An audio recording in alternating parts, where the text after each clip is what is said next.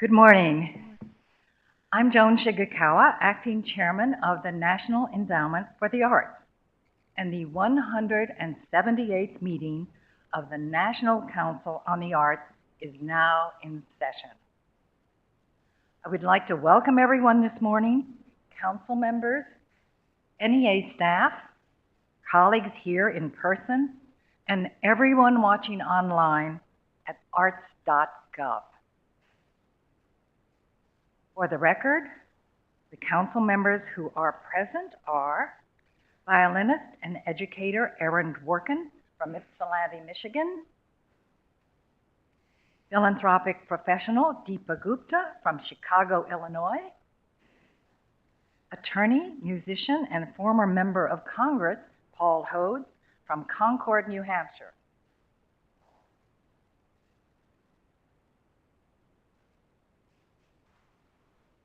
arts consultant Joan Israelite from Kansas City, Missouri. Joining us by phone are Miguel Campaneria and Charlotte Kessler. There are also 5 new council members with us today, and I am thrilled to be able to introduce you to Bruce Carter, to Maria Rosario Jackson, Emil Kang, Maria Lopez de Leon, and Mas Masamoto. So let me tell you a little bit more about each of them. Bruce Carter. Bruce, raise your hand. Okay, thanks. Bruce Carter is a music educator and researcher whose work focuses on issues of creativity and the intersections of social justice and arts participation. Recently, his research has been published in the Journal of Research in Music Education, Music Educators Journal, and numerous invited chapters by Oxford University Press. This year, the University of North Carolina, Chapel Hill School of Education inaugurated the Bruce Carter Qualitative Research Center. So welcome, Bruce.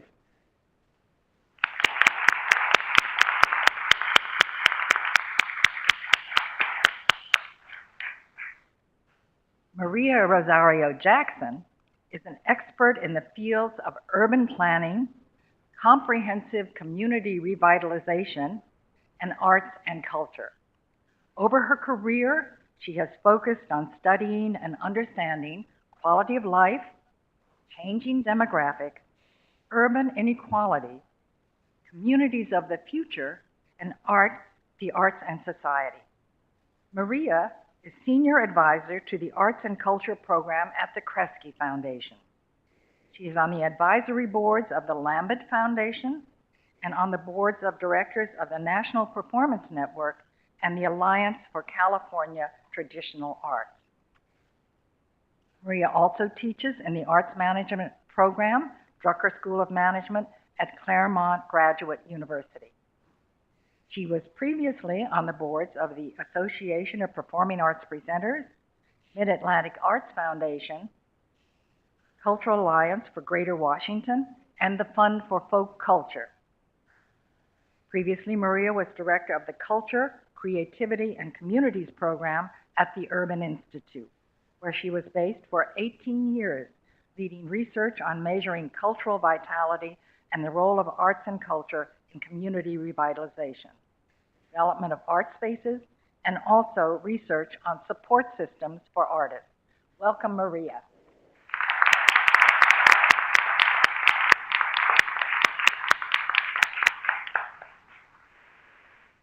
Emil Kang is the Executive Director for the Arts and Professor of the Practice of Music at the University of North Carolina at Chapel Hill.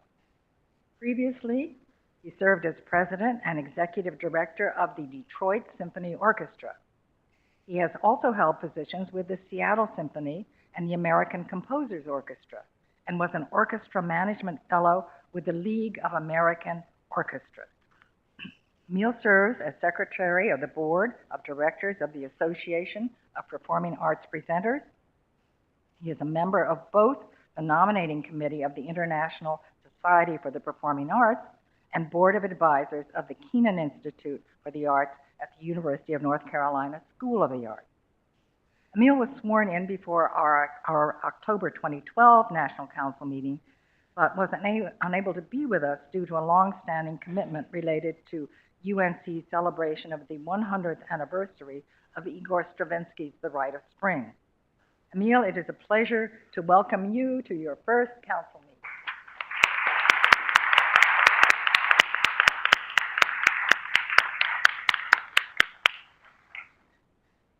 Maria Lopez de Leon is the executive director and a board member of the National Association of Latino Arts and Culture. Under Maria's leadership, NELAC has developed and launched 3 grant programs.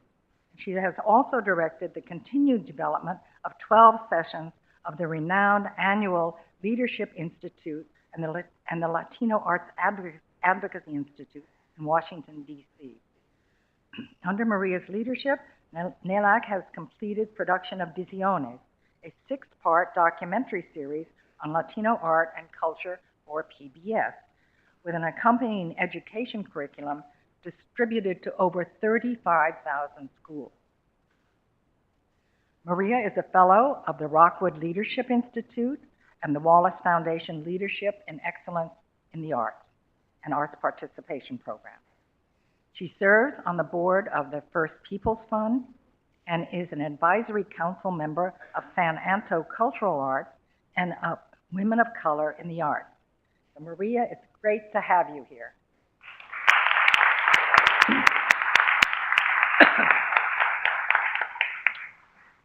And finally, Mas Masumoto is an organic peach and grape farmer and the author of 6 books, including Wisdom of the Last Farmers, Heirlooms, Letter to the Valley, 4 Seasons in 5 Senses, Harvest Sun, and Epitaph for a Peach. Along with his wife Marcy and daughter Nikiko, Mas will be publishing a family farm cookbook in June 2013 entitled The Perfect Peach, Recipes and Stories from the Masumoto Family Farm. A 3rd-generation farmer, Mr. Masumoto grows certified organic peaches, nectarines, and grapes on an 80-acre farm south of Fresno, California. Mas is currently a columnist for the Fresno and Sacramento Bee. He was a Kellogg Foundation Food and Society Policy Fellow from 2006 to 2008. His writing awards include Commonwealth Club Silver Medal, Julia Child Cookbook Award, and the James Clavell Literacy Award. Mas was a finalist in the James Beard Foundation Award. Mas is currently a board member of the James Irvine Foundation and the Public Policy Institute of California. He has served as chair of the California Council for the Humanities. Welcome, Mas.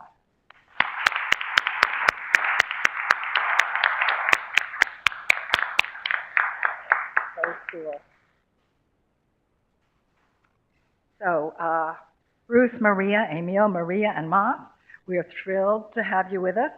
And even though you were already sworn in to be able to participate in the preparations for today's meeting, I now have the pleasure of publicly administering your oath of office. Would you please all come to the front, stand, and raise your right hand? So go by the radiator.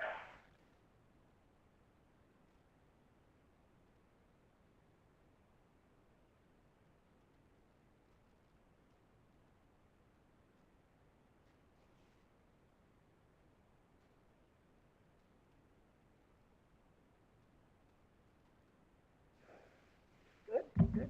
Okay. So I'm going to say I, and then you're all going to say your name. Oh, and you got to raise your right hand. Yes. Ready? Are we ready? Okay. I, Maria, do solemnly swear that I will support and defend the Constitution of the United States.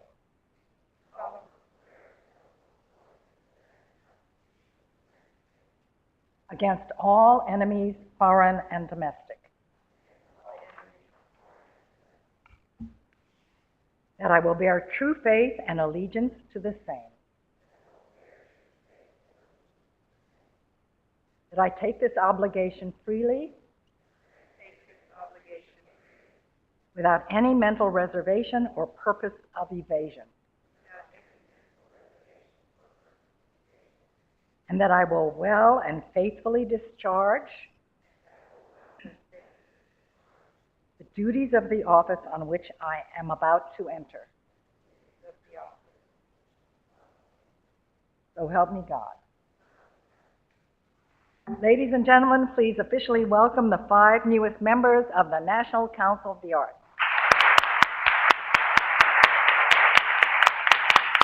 Okay, now you can sit down.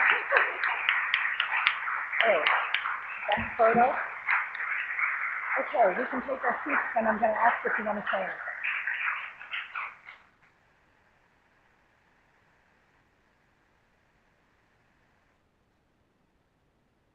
Rocco never got to swear in 5 at once.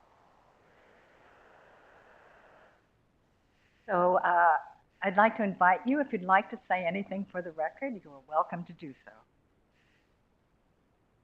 Anybody want to speak up? Maria, you're reaching. I just wanted to say that it is an honor, and I'm humbled to be among you in this. Yesterday, I think privileged to hear the admirable and inspiring breadth and depth of what the agency does. And I heard Patrice say that it's a small agency with a big mission. And based on what I've learned so far, it's being delivered with such intelligence, I think, passion and integrity, that I'm just very honored to be a part of this and look forward to working with you. Thank you, Maria. Mia. I echo what Maria has said, and also want to add that hearing all of the incredible work that our creative sector is doing in the country gives me great optimism for the future. And I'm also very honored to take part in this. Thank you very much. It's an honor to join this council, and certainly am inspired by all the work that the NEA does. Just as the NEA, I think, contributes to the culture of America, I hope I, as a council member, could contribute to the culture of the NEA, perhaps maybe bringing the flavor of rural America to this discussion, and also the taste of the culinary arts too, especially peaches. So, and I think we all join in that collective act of having the arts feed the soul of everyday life. I'm honored. Thank you. Thank you, Martha. We are all looking forward to your bringing that to us. Maria. Yes, it is an honor for me as well to be here. I look forward to supporting the work, the endowment of the staff, the wonderful work that you do. It really strengthens and honors the artistic and creative talents of our nation. I look forward to being able to support policies that provide access to our entire nation and really honor the NEA's promise to spread the prosperity throughout the land so that every citizen might enjoy America's cultural legacy. It's an honor for me. Thank you. I just want to say that as a music educator, I know firsthand the transformative power of the arts in the lives of young people. And what really struck me was to see that transformative power being talked about again and again throughout the work that goes on here. And I'm privileged to be a part of that. Thank you. So let me just add that, as you all know, a new session of Congress began in January. If there are any outstanding nominations with the Senate at the end of a session, they are returned to the White House. Both Renee Ramaswamy and Olga Viso have been renominated and are back with the Senate going through the confirmation process. So let us begin the business we have before us this morning. May I have a motion to approve the minutes of our October council meeting? All in favor? Any opposed? Thank you. Now we'll move on to the council members' votes and their application and guidelines review. I would like to invite our Deputy Chairman for Programs and Partnerships, Patrice Walker-Powell, to take us through this section of the meeting. So, Patrice? Thank you, and good morning all, and welcome to our new council members, and it's good to see all of you here. Now to the application review and guidelines review sections of the agenda. We have moved this section from its usual placement at the end of today's agenda to the beginning, as council members Miguel Campanaria and Charlotte Kessler are unable to be here but have agreed to join for the vote by teleconference. The tally of the votes will be announced at the end of today's session. This morning, the council will be voting by ballot on grant recommendations totaling more than $80 million in 3 funding areas: artworks, state and regional partnerships, and leadership initiatives. These funding recommendations are found behind the corresponding tabs in your council book. Please find your ballots in the folders at your places. In order for your vote to be tallied, you must be present at the time of the motion, discussion, and vote. Council member affiliations have been recorded in the council book and on your ballot. Each member has been provided with an opportunity to update this information prior to the meeting. Before voting, council members should review the list of recommendations and rejections and add to the list provided in your folder any affiliations that may be missing. Council members are recorded as not voting on applications with which they are affiliated. This list becomes part of the agency's official record. After brief summaries of the 3 funding areas, council members will have the opportunity to ask questions or discuss the recommendations before voting by ballot. After you have completed your ballot, staff will collect your folders and tally the votes. May I have a motion to consider the recommended grants and rejections under the artworks, partnership, and leadership tabs in your council book? So moved. Thank you. Now I will summarize the 3 funding areas on which you will be voting, pause for any comment or questions from council members, and then ask you to mark your ballots for each category. First, the new artworks category combines and replaces 2 previously distinct funding opportunities. They were access to artistic excellence and learning in the arts for children and youth. Artworks is the agency's primary category for funding for the arts disciplines and encourages support in the following 4 outcomes. Creation, the creation of art that meets the highest standards of excellence. Engagement, public engagement with diverse and excellent art. Learning, lifelong learning in the arts. And livability, the strengthening of communities through the arts. These recommended projects are the second group of applications in this category brought to the council this year. The first half was considered at our October meeting last year. Using rounded figures, in August 2012, the agency received 1,547 eligible applications requesting more than $80 million in fiscal year 2013 support. Recommended for the council's approval are 817 projects totaling up to $26,255,500. Grants are recommended to 53% of all applicants, with amounts ranging from $4,000 to a high of $125,000, and an average grant amount of $32,122. Recommended projects span 13 disciplines and fields and focus primarily on engagement, livability, and learning. Direct grants are recommended to 46 states and the District of Columbia. Are there any comments or questions from the council? If not, please mark your ballot. Next, state and regional partnership agreements assist the nation's state arts agencies and regional arts organizations in their support for the arts. By law, 40% of arts endowment appropriated program funds are awarded in this manner. State arts agencies will utilize NEA support in combination with state appropriated funding to support arts organizations, schools, and artists in producing arts projects in communities across this country. This year, a total of $39.7 million is being recommended for the states and another $7.97 million for the region. Are there any comments or questions from the council? Thank you. Please mark your ballots. Next, leadership initiatives support a wide variety of projects of national and field-wide significance.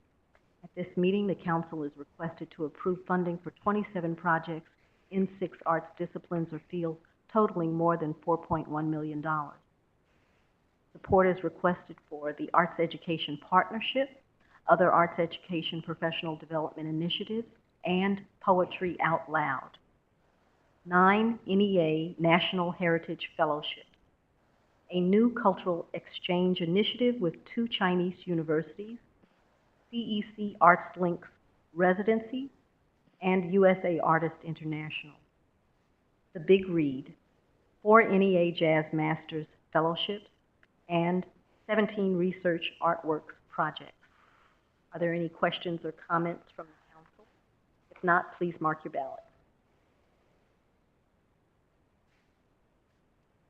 Finally, there are several projects under the Arts Awards tab in your Council book. These grants have been awarded under the Chairman's delegated authority and are brought to the Council's attention at this meeting, but no vote is necessary. This includes 153 Challenge America Fast Track grants and 2 20% amendments. Thank you. Finally, to our guidelines section. We move to the guidelines portion of the agenda, and at this meeting, the Council is asked to consider 3 sets of guidelines: partnership agreements for 2014, NEA National Heritage Fellowship Guidelines for 2014, and finally, Jazz Masters Fellowships for 2014. I will now turn to Jillian Miller, Director of the Office of Guidelines and Panel Operations, to summarize the guidelines up for a vote at this meeting. Good morning. At this meeting, you're reviewing 3 sets of guidelines, all of which contain updates to existing categories. Your first set of guidelines is for partnership agreements.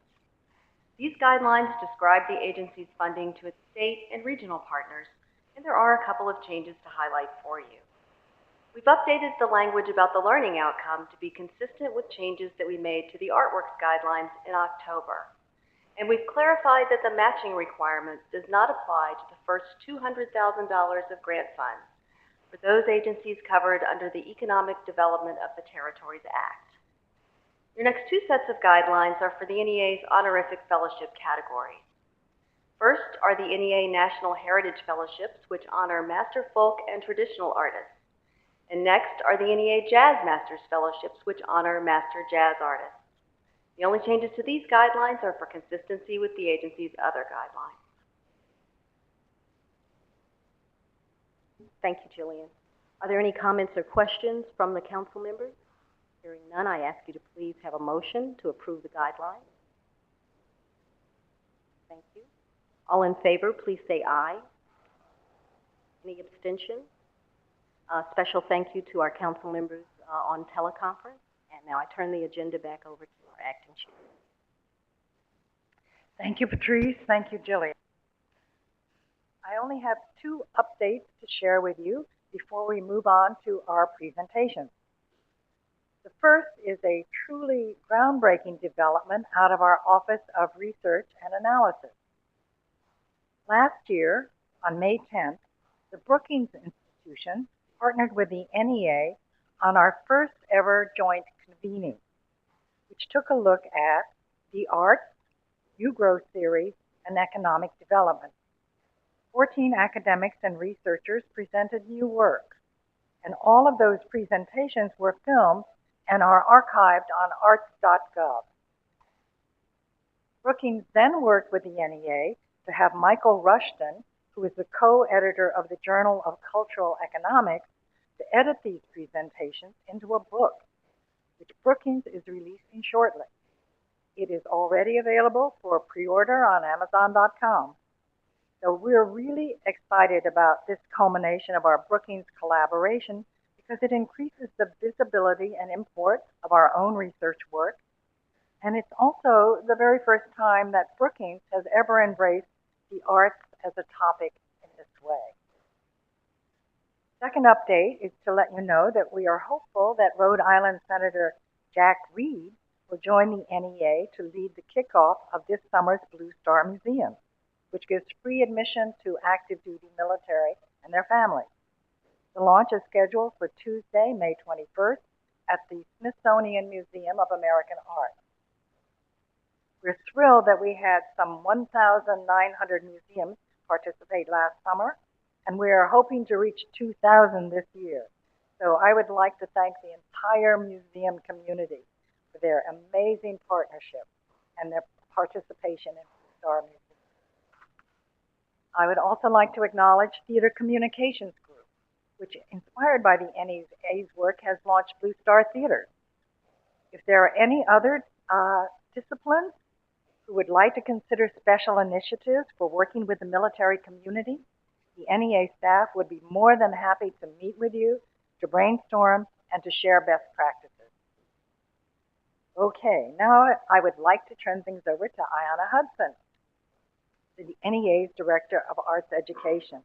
Ayanna has not even been with us for an entire year yet, but she has already been leading our Arts Ed staff in a major strategic planning effort. So come and share. Ayanna's going to share her plans with us. Thank you, Ayanna. Thank you, Joan. Good morning, members of the National Council on the Arts, the NEA staff, and members of the general public. It is my sincere pleasure to join you today to share with you an overview of the NEA's new strategy for arts. I invite you to listen carefully as I review the agency's 4-point plan. I will be using only a few images to reinforce the elements of the plan, which was developed after an agency evaluation of its arts education efforts, planning meetings with the arts education team, and consultations with agencies. The plan was adopted by the NEA in September 2012, and the ideas of the plan have been shared with leaders, partners, and audiences at conferences and meetings in Chattanooga, Tennessee, Harrisburg, Pennsylvania, Chicago, Illinois, Dallas, Texas, Seattle, Washington, and here in Washington.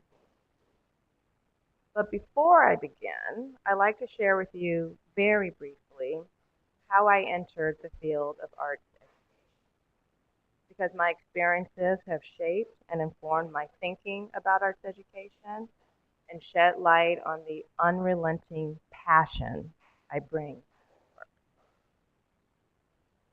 So over 2 decades ago, I dedicated my life to changing the world. As a psychology major, originally I was going to bring about this change through a series of free, neighborhood-based mental health clinics for youth. However, after completing a graduate degree in education, specialized in risk and prevention, I was working for a nonprofit organization that provided support and training for the governor of Georgia's alternative schools.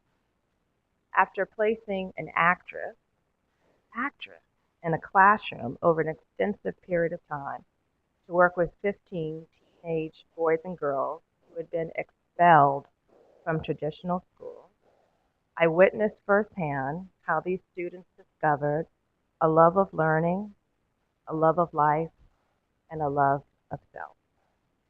At that moment, I realized that I could, in fact, change the world simply by ensuring all students in this country have access to an excellent arts education. Since my arrival at the agency 7.5 months ago, the NEA has been planning and charting a new course, and I'm absolutely delighted to share with you today the NEA's vision and plan for arts education. Every student is engaged and empowered through an excellent arts education. The vision statement acknowledges a fundamental belief that all students should have the opportunity to participate in the arts. It also acknowledges the very real benefits of an arts education on the lives of students, whether they are in school or during out of school. Whether they are learning math in first grade through dance and creative movement, singing in the middle school choir, or receiving intensive visual arts instruction on a Saturday, or theater training during the summer. The vision acknowledges that when students participate in the arts, they are engaged in life and empowered to be fulfilled, responsible citizens with an impact on this world. just like the students I worked with so long ago in Georgia.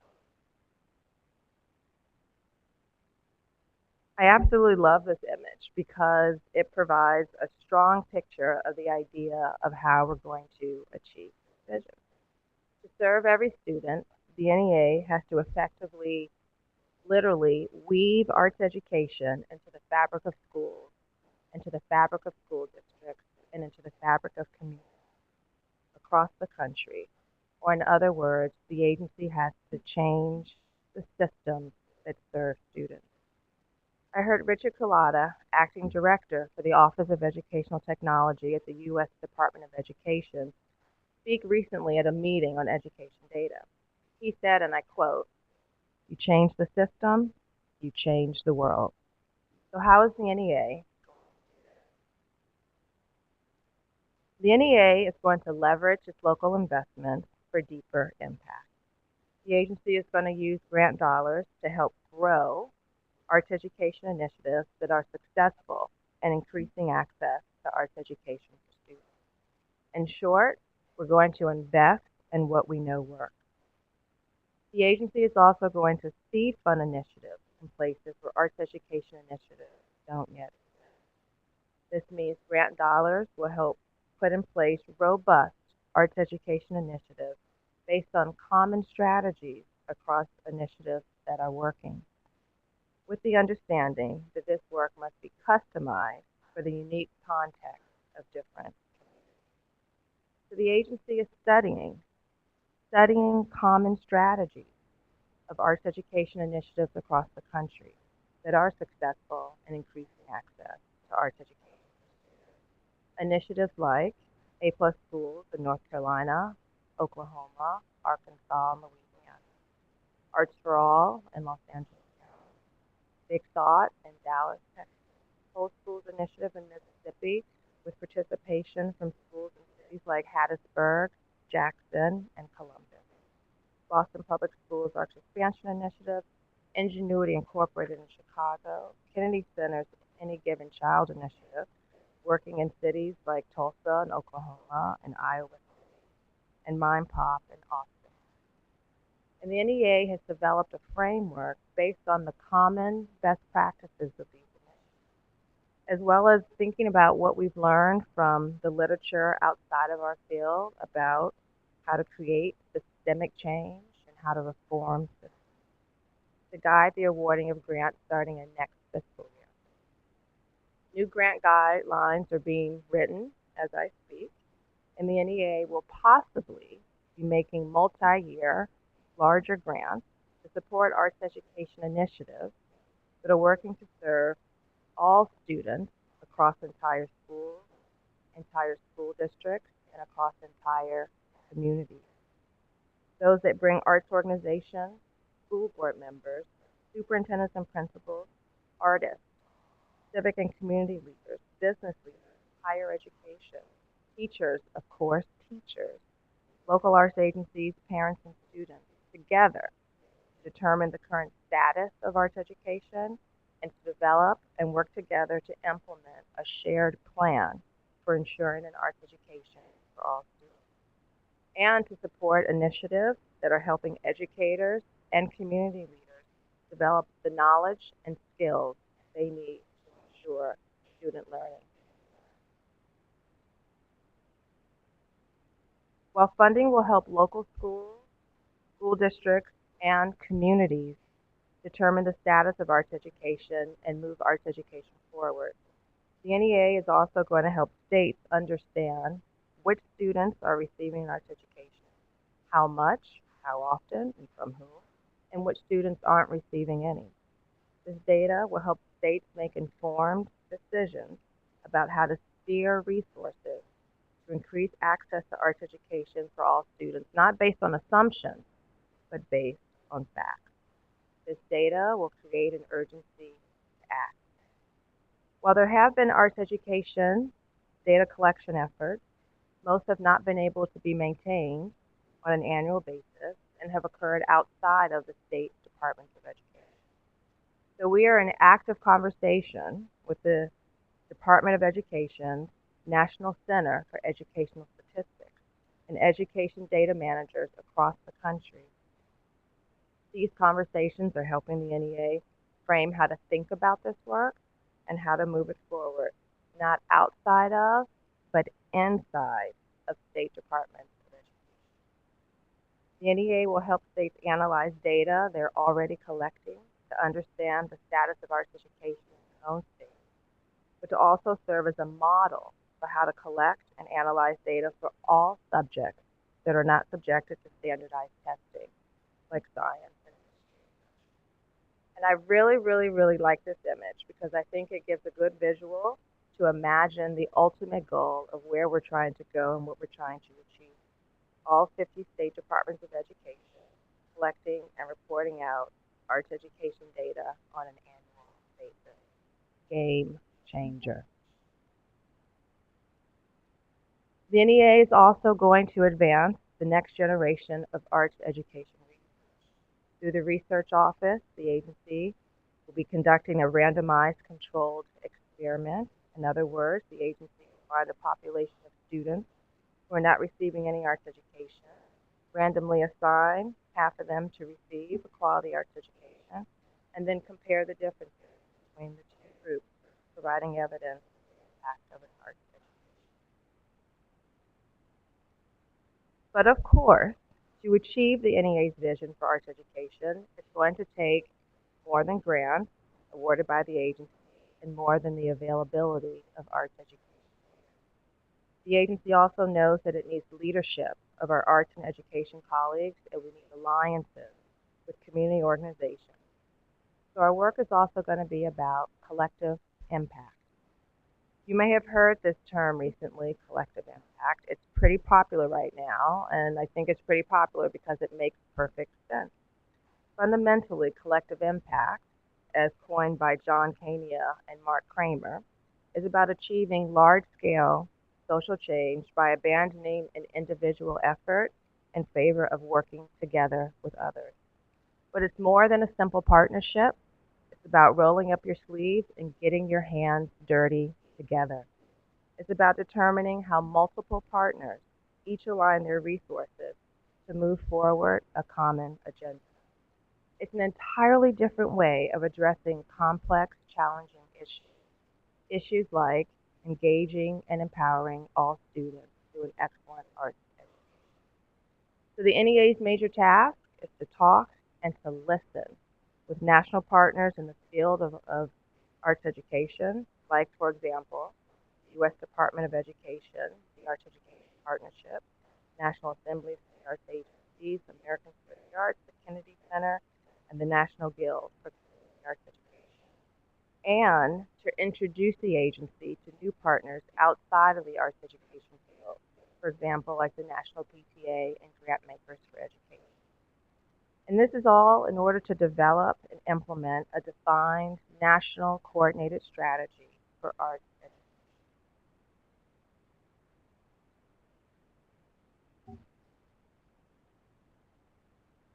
Fundamentally, all these efforts point towards the NEA providing strategic leadership in arts education. In addition to the work that I've already talked about, the NEA is going to stimulate dialogue on innovative ideas and lay the foundation for its new guidelines through a webinar series, which was kicked off on March 20th. The first NEA Arts Education webinar was on the role of collective impact in advancing arts education. We had a robust conversation with John Kania, one of the authors of the article on collective impact, which is part of the Stanford Social Innovation Review Series. Nearly 200 people participated in this webinar, and the agency's reach was extended through the activity of over 44,000 Twitter accounts. One participant emailed me after the webinar to say, and I quote, "Thank you, and thanks to Mr. Kania for literally the most engaging and important webinar I have ever attended. I was literally jumping out of my seat with excitement. It spoke so much to the work I'm doing and confirmed some of the new strategies I've developed to bring various partners together to create a common agenda. It also validated my push to spend the time to build relationships and trust among community stakeholders. It was Awesome. The NEA is also exploring the development of a clearinghouse of information on what is working to engage and empower all students through an excellent arts education. As the agency reviews trends across funded projects and initiatives, the NEA's understanding of what really works will deepen, and this information will be highlighted on our website and in our new arts education reports and email digest. As an example, as I shared with the members of the council yesterday, this summer the NEA will be releasing a briefing report on the Education Leaders Institute. This engaging publication will share what the agency has learned as a result of its 4-year investment in this program. The NEA looks forward to this publication driving a national conversation about changing K-12 systems by advancing the arts as a core element of education. As this new strategy unfolds in the coming years, the agency believes that schools and communities will be transformed through an arts education, and over time, the NEA and its partners can change the world for every single student. Thank you so much for your time and attention.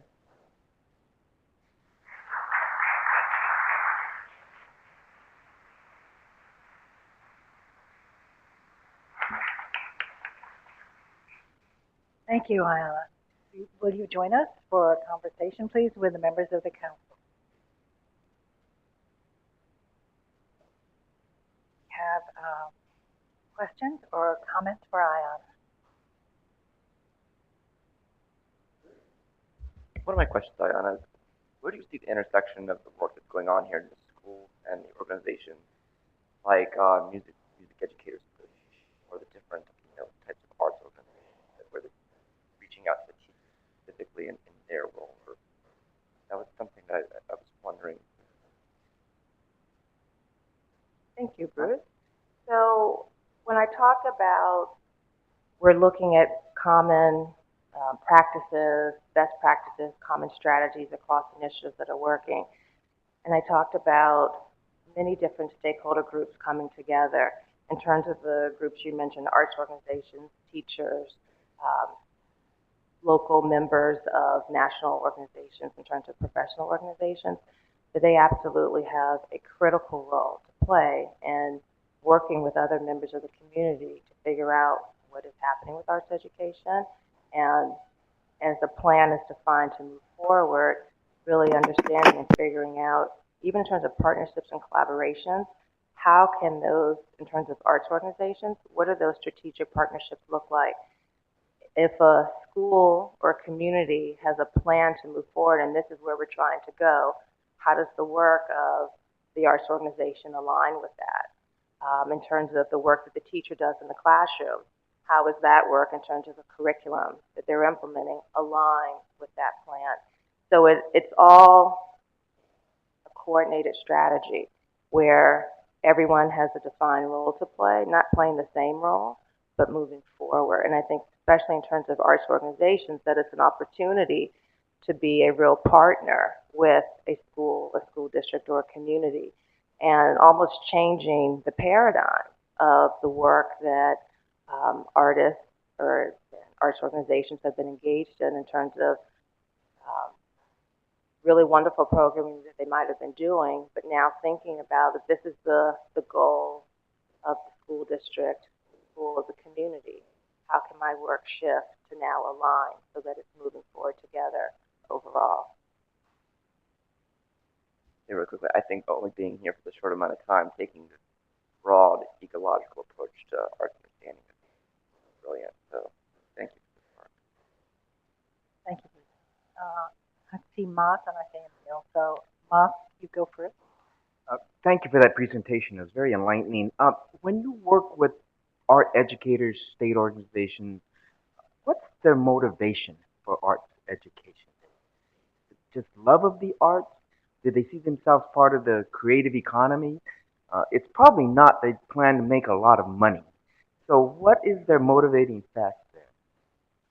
Well, I'd say it probably differs for different people, but I think Ultimately, people that I've met in the field and thinking about my own experiences were all mission driven.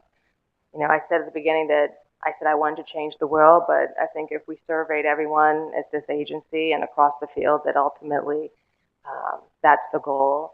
I think that, you know, in the field of arts education, you have people who believe strictly in arts for art's sake.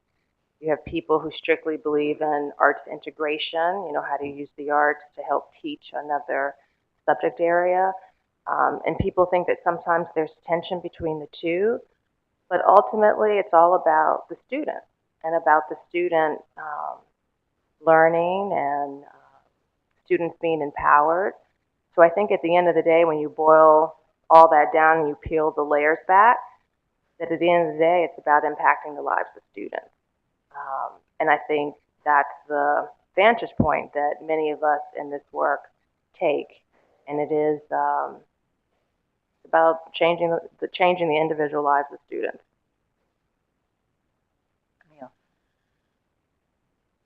Ayana, we talked about this briefly yesterday, but I wanted to have a two-part question. One is, in my state, we have pressure in education to relate to the notion of education geared towards creating jobs. And with the last comment that you just made and with Mas's question, I want to know, I guess, your opinion on how we might integrate this idea without losing the essence of the benefit of the arts to our society, while still trying to, I guess, address the economic needs of our country. That's part one. Sorry. And then part two, the question is, do you see a role for higher education, colleges and universities, faculty, students, others to take part in this endeavor? Let me start with the second question first. In terms of the role of higher education, I know we started to talk about this some yesterday. So yesterday I laid out there's this whole, you know, arts education ecosystem. And when we think about changing systems, we're thinking about, you know, national, federal, we're thinking about state, and we're thinking about local. Even in work that I've done when I was in California, thinking about how do you help empower teachers with the knowledge and information they need about understanding the impact of the arts before they even enter the classroom. The knowledge, understanding about the impact, but also feeling comfortable and confident with teaching the arts. We spend so much time as a field providing professional development for teachers because they come into the classroom without the knowledge, the understanding, and ultimately the comfort level to really teach the arts. Our plan right now, you know, we have focused yesterday, we talked about wicked problems and the insights from the Eli state. There's many different layers, and what's the piece of the problem that you can take on? So right now, the strategy that we presented is kind of, here's the piece that we're taking on.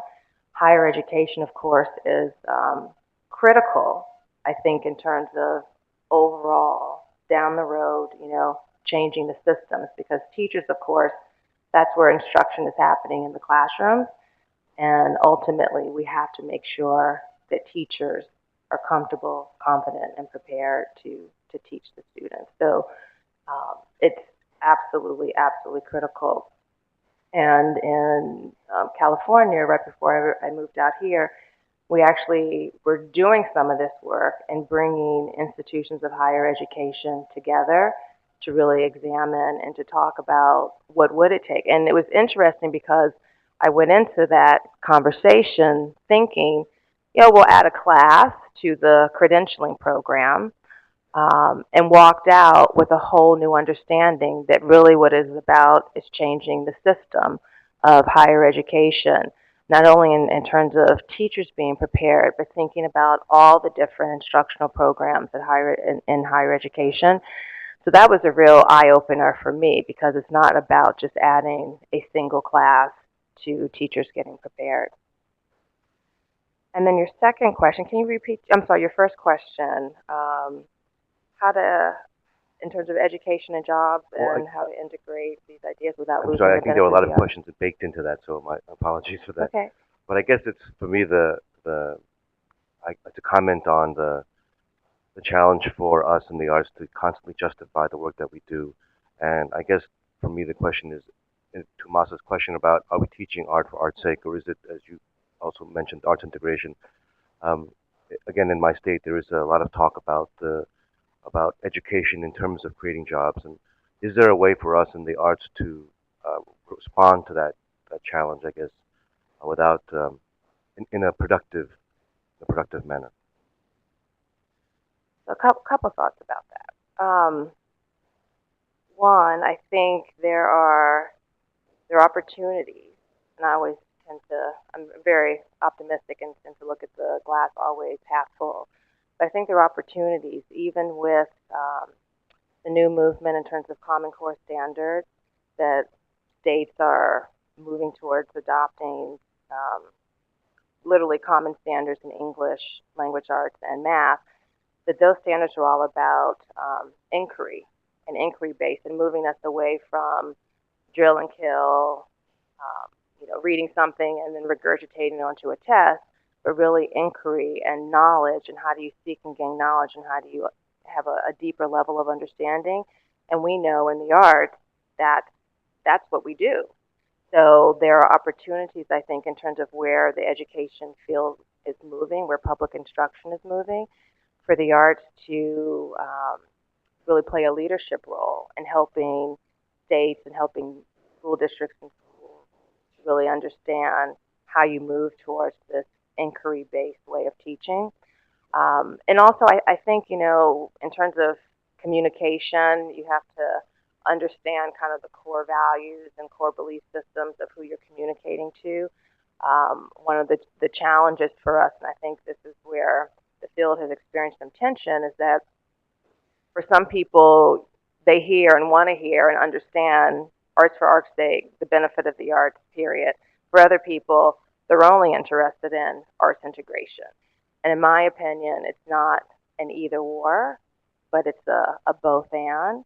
And when you can, demonstrate and help someone to see the impact and to see the change happening for themselves. I've been in meetings with superintendents and school board members who aren't teachers in the classroom, but who have seen the benefit of the system changing over time. And then you help them to understand it's not an either or, and help them to really understand what arts instruction is and what quality is in arts education. And it's the light bulb that goes off for them of, oh, we're talking about quality. It's not something different per se in terms of math and history and other subjects, but the things that I'm looking for in terms of excellence in instruction, I'm looking for that in the arts as well. So helping them to see that and to understand that. And really, I think the big push is that it's not the either or, but it's the both and. So, there's some interesting evidence coming from the business community, as well as a recent report from the National Governors Association, which was published with NEA help, that the innovation economy, the creative economy, the emergent economy, which is emerging out of the traditional military industrial economy, the 19th and 20th century economy. So the questions of what is the 21st century economy going to be, what is America's role in that, how are we building that, have been addressed in the report. So there's a report called The Innovation Economy, which was done by the Conference Board. Conference Board, as many of you know, is composed of business leaders, and they all drive home the same point that Ayana is making, that in order to have a creative economy, you have to have a worker who's inquiring, who has a imagination, who is looking for new solutions that aren't the same old solutions. And where do you find those workers? And there is fairly active conversation going on among CEOs about the labor force, and are we really training the labor force we need for the 21st century economy? So hopefully, with that conversation going on in the business community, as well as in the government community, we can get some wind in our sails here, move forward. And Americans for the Arts had played a role in advancing that conversation. National Governors Association did a study, came up with the same kind of conclusion. There beginning to be evidence is piling on top of each other that we really need to shift our lens as we think about the role of the arts and job creation. So I see Paul and I see Deepa. Paul. Thank you very much. With Joan's comments as a backdrop and the um, encompassing vision you have laid out, I'm thrilled to see that we are going to take this kind of leadership in the arts and education.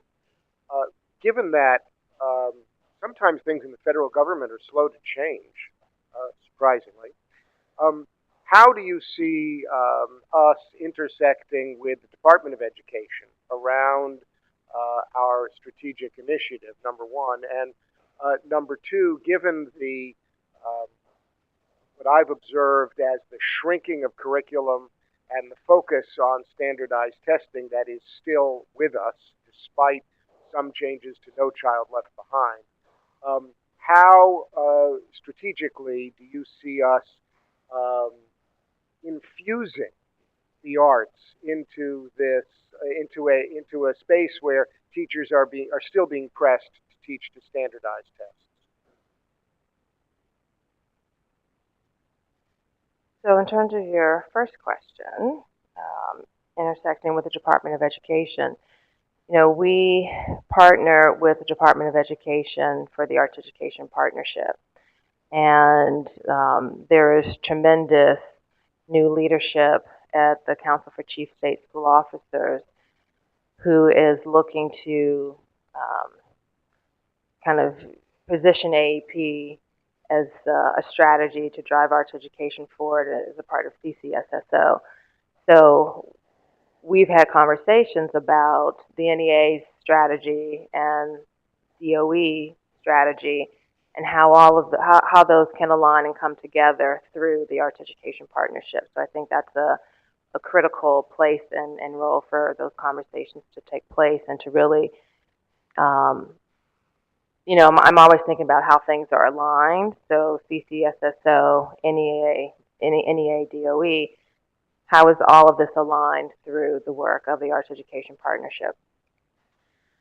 We are also, as I mentioned, working with the Department of Education and the National Center for Education Statistics. Those have been really eye-opening and wonderful conversations, and I have appreciated the leadership that NCS has really played in helping us to think about the issues of data, to help frame the dialogue and conversation, to introduce us to and bring together groups of data managers across the country to have the conversation about how does this work move forward. So I think that is a critical new partnership for us and a new area to explore, and we're looking forward to providing leadership on that issue. So I think those are two, concrete ways in terms of a partnership with the Department of Education that we look forward to strengthening and deepening as we move forward. And then can you repeat your second question? Second question was about how we infuse arts education in an educational atmosphere where teachers are still being pressured to teach to standardized tests, shedding ancillary subjects as they go. How do we turn that around? Well, a couple of thoughts. One is, in terms of what I've seen, and this comes back to just the notion of professional development and the idea of, again, different strategies to be employed in different situations. In some communities, they're really looking towards arts integration as a strategy. In terms of arts integration, of course, it's not teaching one subject and kind of focusing a little on the arts, but when it's true arts integration, you have full arts instruction, knowledge and skill building, while also you have full instruction, knowledge and skill building in another art form as well. So I've seen communities and in schools and districts across the country that are really empowering teachers and providing the professional development. Of course, in order to do that really well, you have to have professional development.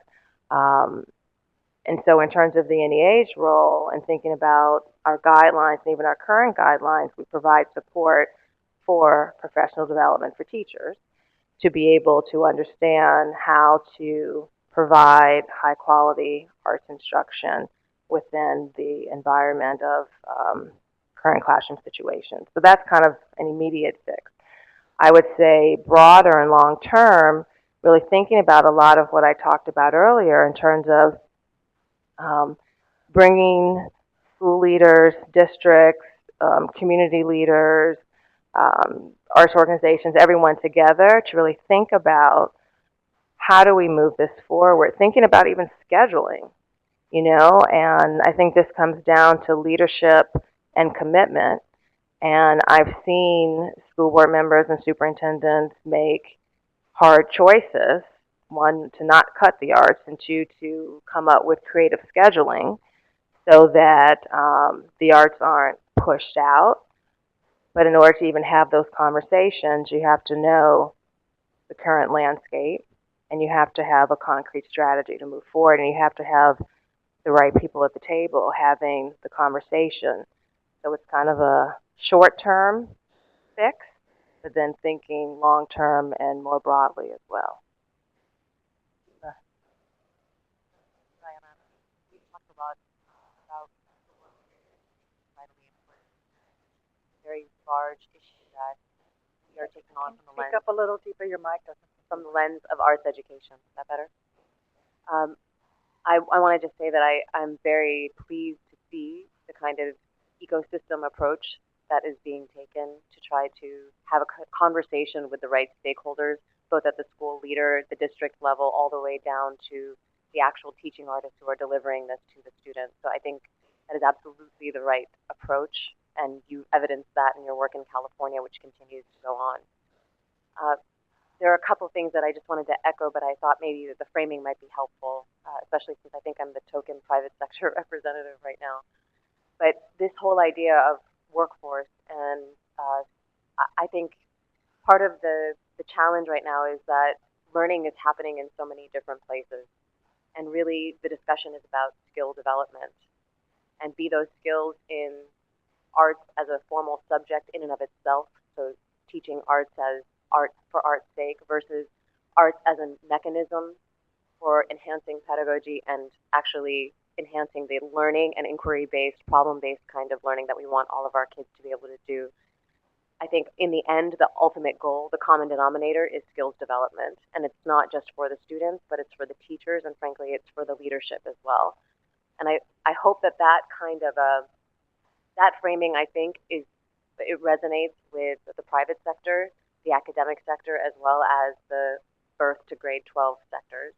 So I don't know if that will help, but I do think that we shouldn't, as an agency, lose sight of the great progress we've made in the last few years of building partnerships with other agencies, other bureaus, and in the same way using that same approach for arts education in trying to forge relationships with the private sector. There are more allies than I've even thought possible in places that are atypical. So within the private sector, many of the leaders within that sector understand the value of the arts in creating those innovative, imaginative workers that are necessary for product development, for service delivery, that kind of thing.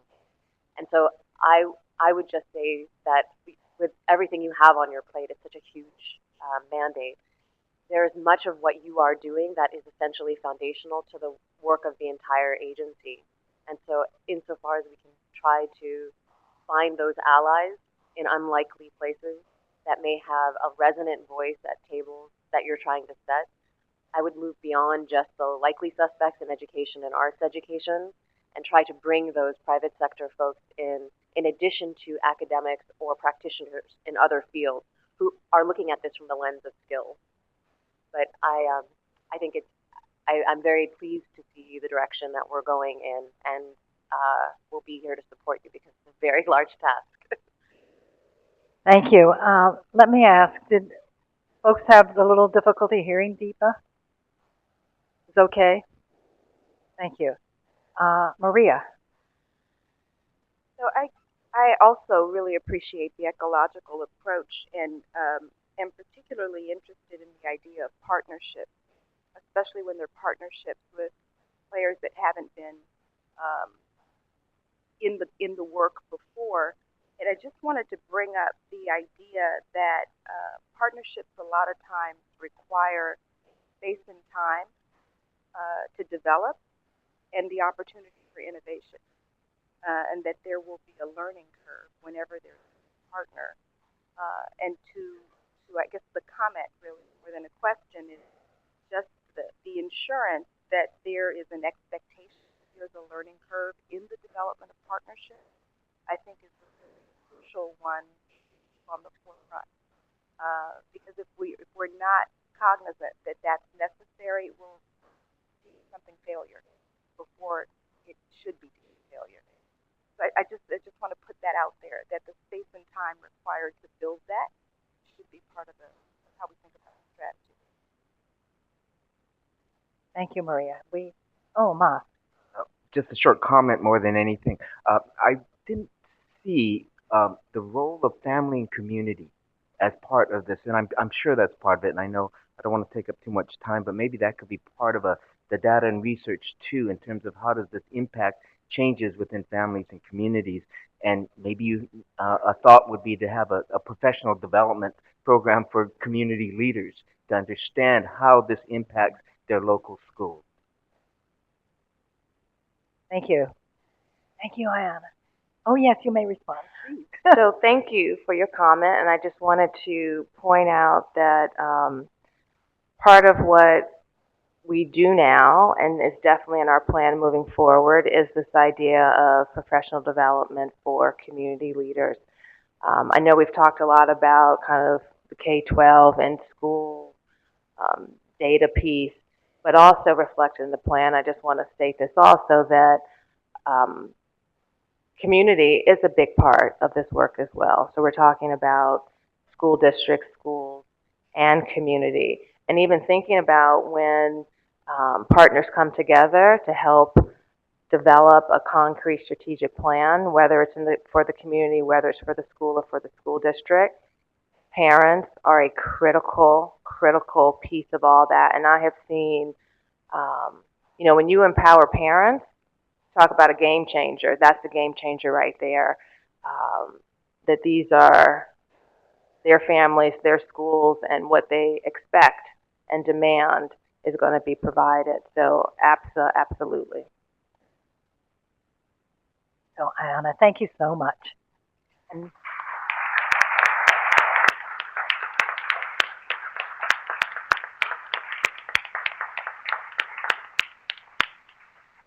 so next up, I've asked Jamie Bennett, the NEA's Chief of Staff and Director of Public Affairs, to give us an overview of the latest edition of NEA ARTS. So, Jamie? Joan, thank you so much, and good morning, everyone. Okay, so NEA ARTS is the NEA's quarterly magazine, which the Office of Public Affairs actually produces in-house. And as we discussed with the Council yesterday, the magazine is one of the ways that the endowment connects with the American public. The core work of the NEA, of course, is grant making. But if that process were the only way that we relied on to interact with the public, we'd only be interacting with some 6,000 organizations each year, half of whom receive funding with us and half of whom don't. So that's not overall a wildly satisfactory way of having the agency interact with the public.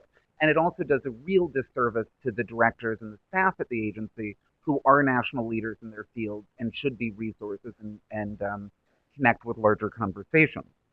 So we use NEA Arts as a way of highlighting the issues and hosting conversations that are of interest to the arts field at large. And we're hoping to engage with organizations and individuals, whether or not they ever consider applying to the agency, because we exist as an agency to serve this country's entire arts ecosystem.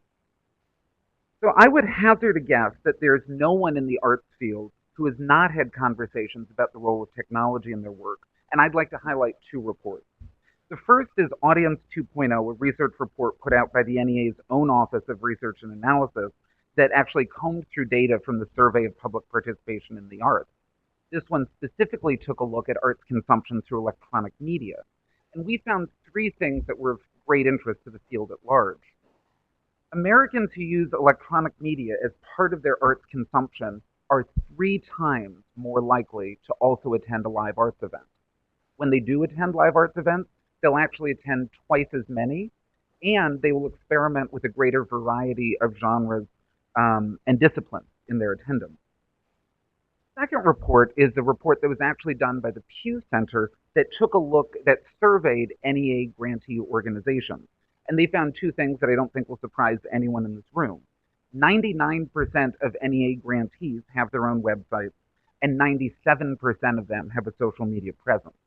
So I think it's clear that art and technology is a topic that's both key to audience building for the arts field, and it's one in which virtually every arts organization in the country has a vested interest. So we took a look at the intersection of art and technology and what the digital future holds for the arts world as we continue to evolve, adapt, and innovate. And we assembled an issue that took a look at projects that touched arts education, literature, media art, music, museums, and theater. And I'd like to highlight just 3 of those articles for you. The first is one that explores the question of whether video games can actually be used as an interactive educational tool. Now, why am I standing here talking about video games while there's a picture of Henry David Thoreau's Woods on the screen? Well, because a year ago, our media arts program became platform agnostic. It transitioned from supporting organizations that presented art on radio and TV to one that provides support for arts and media, whatever the medium: radio, TV, computer, tablet, handheld device, cell phone, and yes, even video games.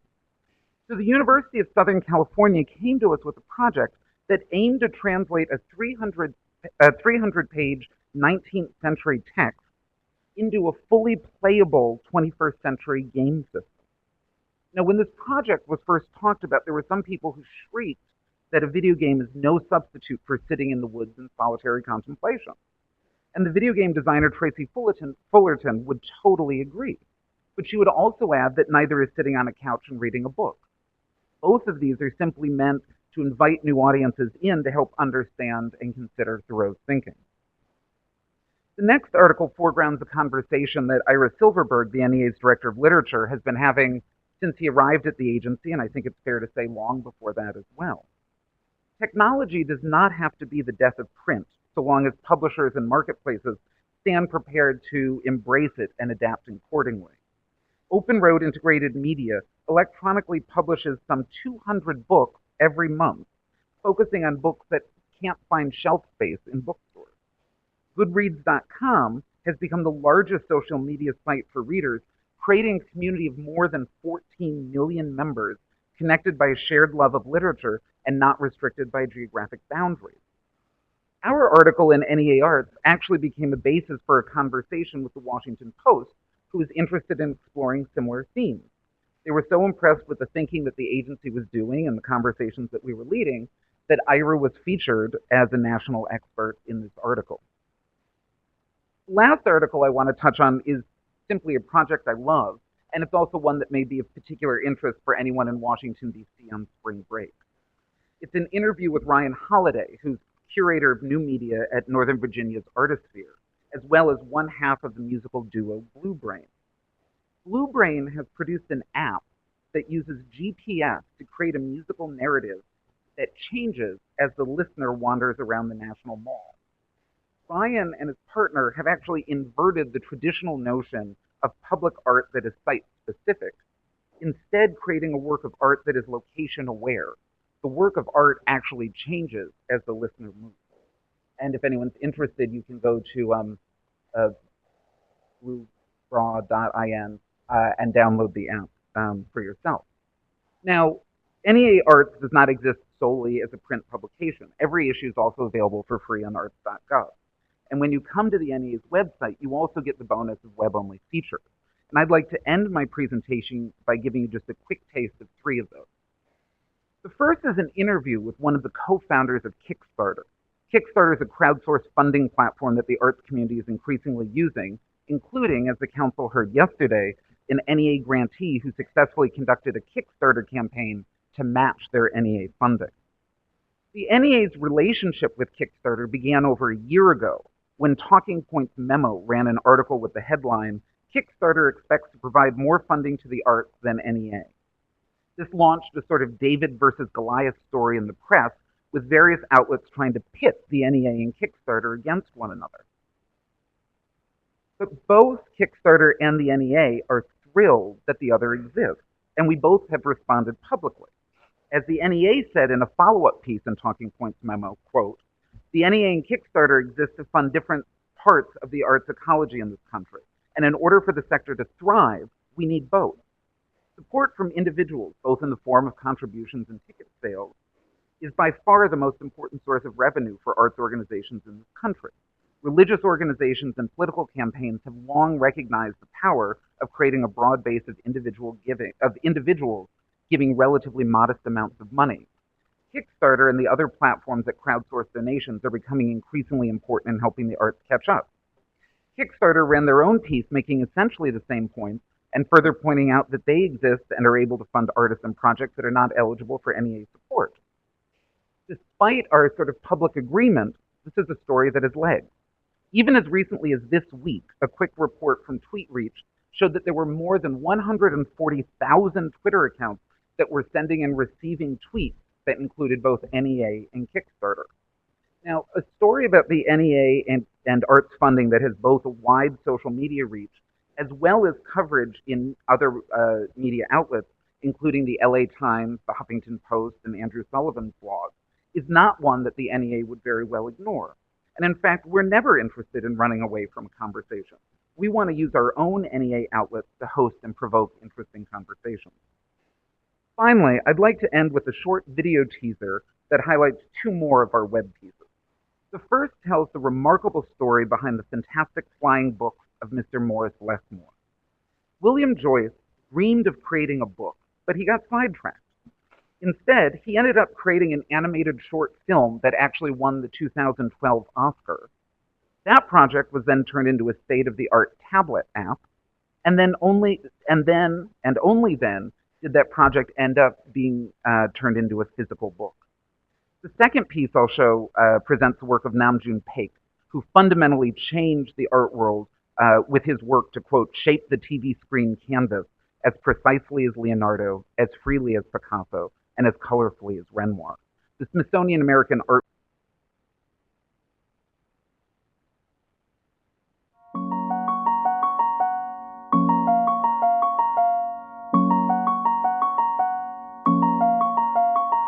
It's all backwards. It's like, usually it's a book and then it becomes a movie, but in this case it became a short and now it's nominated and we did an app in between everybody's looked at, and that better be good for the original idea, which was to do a book, which is about books. I mean, about the power of books and the joy of books and, you know, how books can change your life. The production of books takes time. There's a big lag between when you finish a book and when it actually comes out, 8 months to a year. Actually, we wanted it to come out before the short and come out before the app, but the thing with this new age we live in, you make a short film and you release it, and that you don't have to ask anybody. You just push a button and it's on the iTunes store. And for the app, it was the same thing. Like, we're done. Books still have to be printed and laid out and all this kind of stuff that has to have marketing, and they have a big organization that goes into the production, selling of a book. This electronic age for apps and things, it's just you and your fellas, and when you're done, you push a button and then people can get it. So we didn't mean to outdistance the book, but that's just the way it worked out. So in this weird way, it's completely raised the awareness of the book. And in this time when everybody's worried about, will books die? Are the tablets going to be the death of books? What we've done is actually had totally the reverse effect. And I think that is the best news ever. I'm so stoked that, as counterintuitive as it sounds, that we've found a way to make books seem even more essential.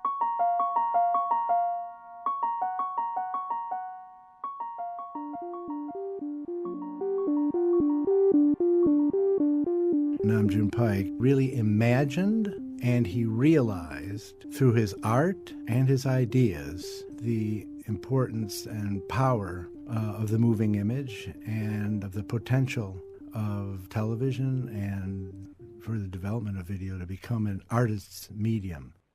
Magnet TV, where he placed a large electromagnet on the top of the television, creating out of the electronics of the TV a abstract moving image, not related to television broadcast, but out of the properties of the medium. And that's what we think of when an artist is creating a new art form, is that he's exploring, exploiting, developing, transforming the properties of the medium. Namjoon worked on all scales of video, and he created video walls, and it was about creating a new surface that we see in Megatron Matrix, really one of the most advanced installations of televisions driven by a computer system that layers and plays off the moving image that dynamically transforms the surface of the wall. He's introducing movement into architecture.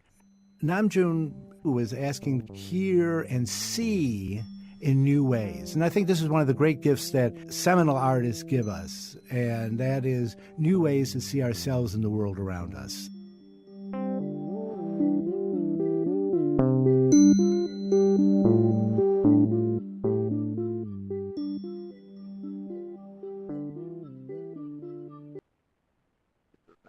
And this morning by publicly thanking the NEA's Office of Public Affairs, and especially Paulette Beat, Rebecca Gross, Adam Campy, and Josephine Reed, who created the pieces that I highlighted today, as well as Rachel Gustafson, our extraordinary intern who created this PowerPoint presentation. So thank you very much, and I'm open to any questions or discussion the council would like to have.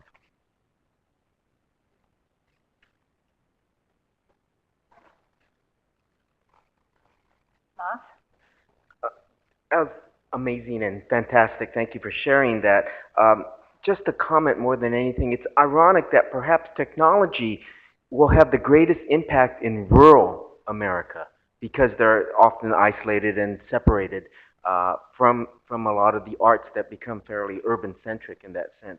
And also, as a frustrated writer at times, I think there's going to be a lot of new changes upon the scene with the new digital books and the technology that enters into it. So I'm very excited that the NEA is taking a leadership role in this. I think that's great. And in fact, our Secretary of Agriculture talks oftentimes about the need, particularly in rural settings, for sort of campfire moments. You know, the definition of rural is people who are physically disparate. They're not next to one another.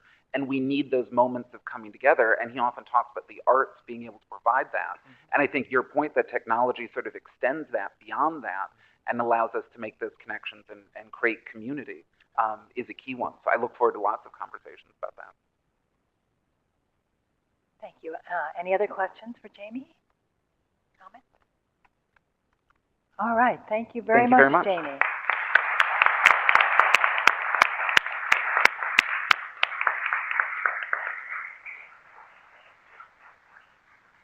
So finally, I'm thrilled that we have with us two colleagues from the Cleveland Orchestra, Joshua Smith, Principal Flutist, and Joan Katz-Napoli, Director of Education and Community Programs.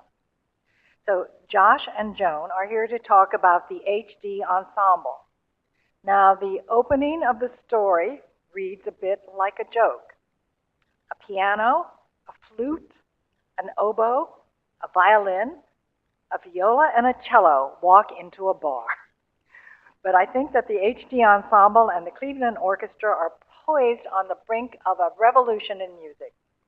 They are presenting the highest caliber performances of premier repertory in unlikely locations to wide-ranging audiences. HD Ensemble has also completed a Kickstarter campaign in order to produce an album on vinyl. In this age of downloads and MP whatevers, I think it's actually one of the canniest innovations yet to harken back to the age of actual albums. So Josh and Joan, let me turn things over to you. Take it away. Thanks.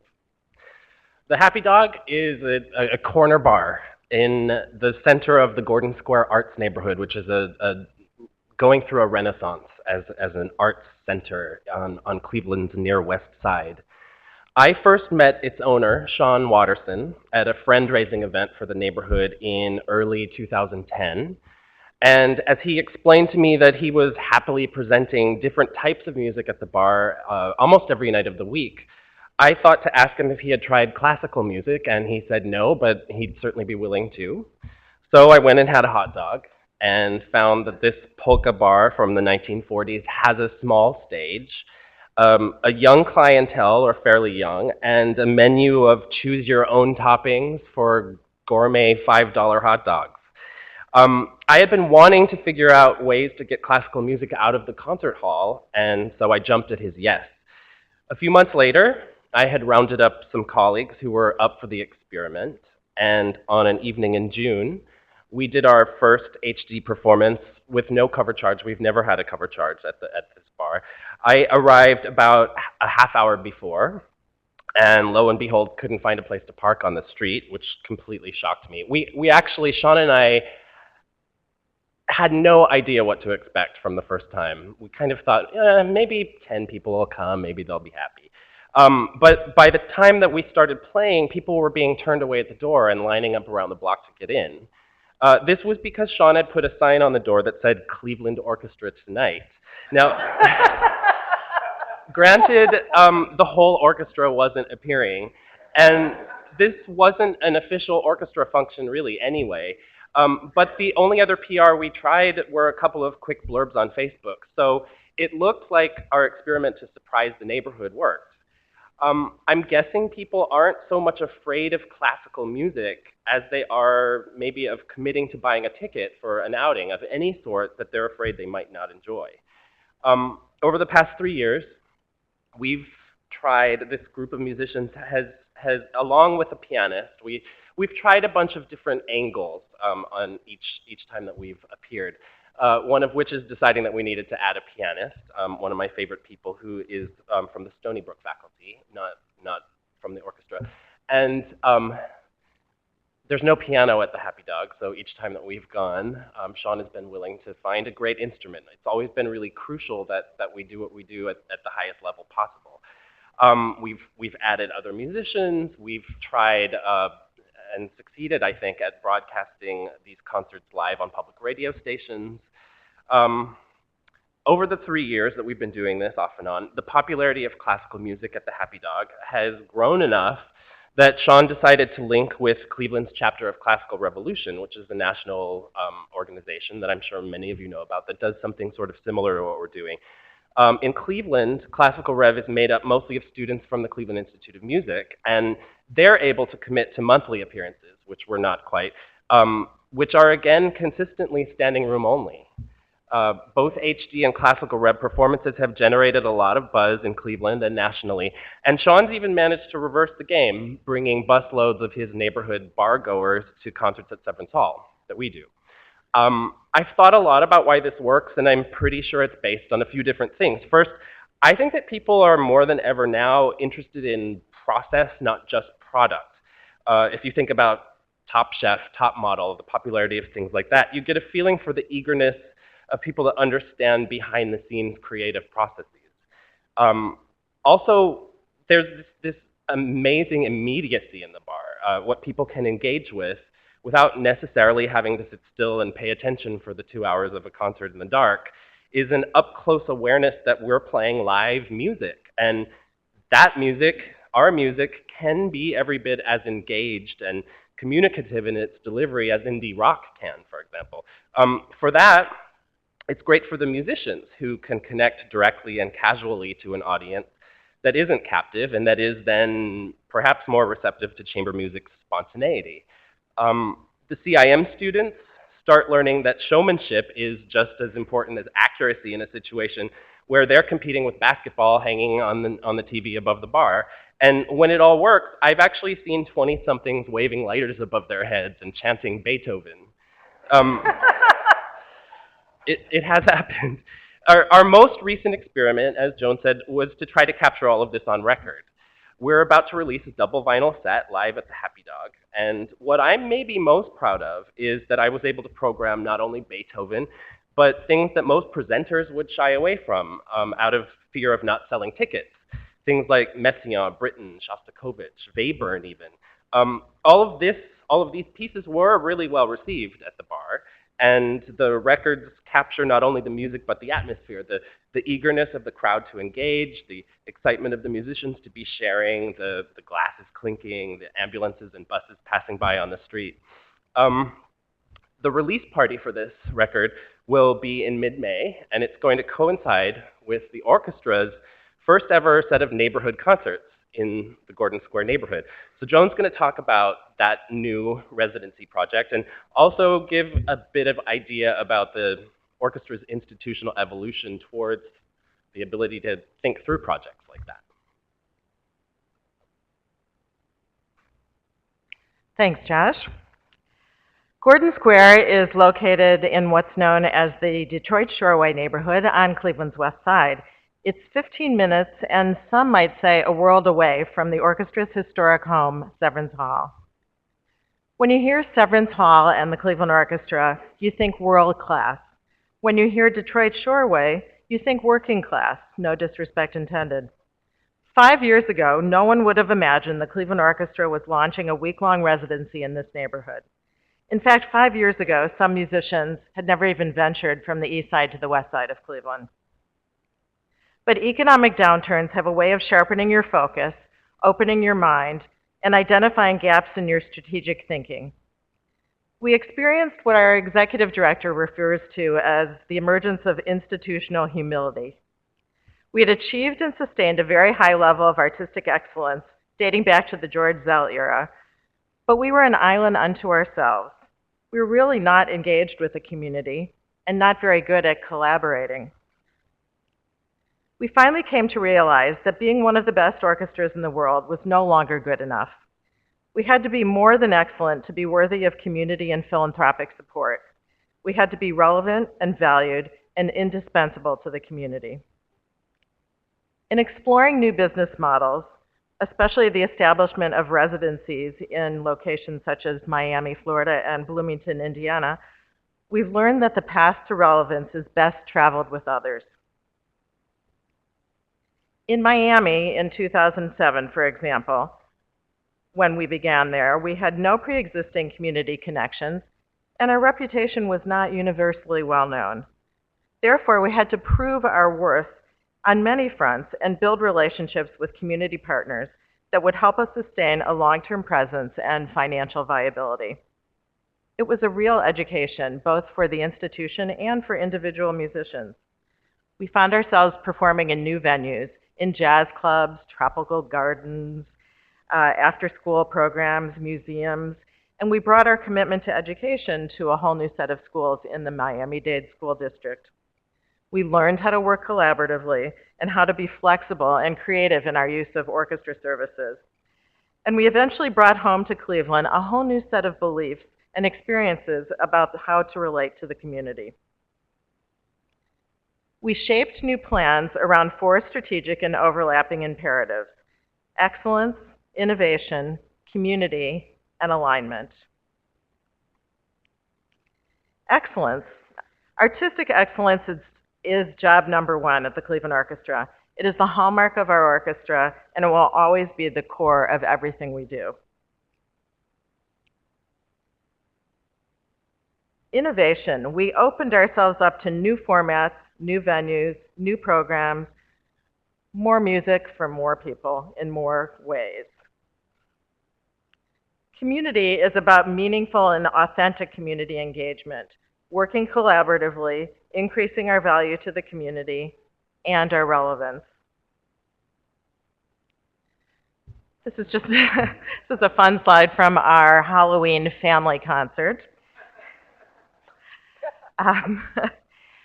I'd like to say that 100% of our orchestra musicians dressed up, and they're a highly competitive group, so each section was competing with the other sections for the best costumes. And I would also like to say that this would not have happened 5 or 10 years ago at the Cleveland Orchestra. It just was not a part of our culture, but it has become a part of the way we do business. The photo of the orchestra in costume went on social media sites such as Facebook and Tumblr and Reddit, and actually was viewed by over 1 million people on Reddit, which we wear as a great honor. And our bass section is now hugely popular among. They don't get that much attention, so this was really not as much as some other instruments, so they were quite jazzed about this. On to alignment. Alignment for us means emerging from a top-down culture, and that has been a key step for us. Alignment also means breaking down silos between management, musicians, management and board, board and musicians, and so forth. It's really transformed the way we do business. The program inside the Happy Dog is not overseen by orchestra management. It's a grassroots initiative of Josh and the other orchestra members and the owner of the Happy Dog, which is an anchor of the Gordon Square Arts District. Together, they've created rabid classical music fans in Gordon Square. And we'll be building on that with our upcoming neighborhood residency, the first ever for us.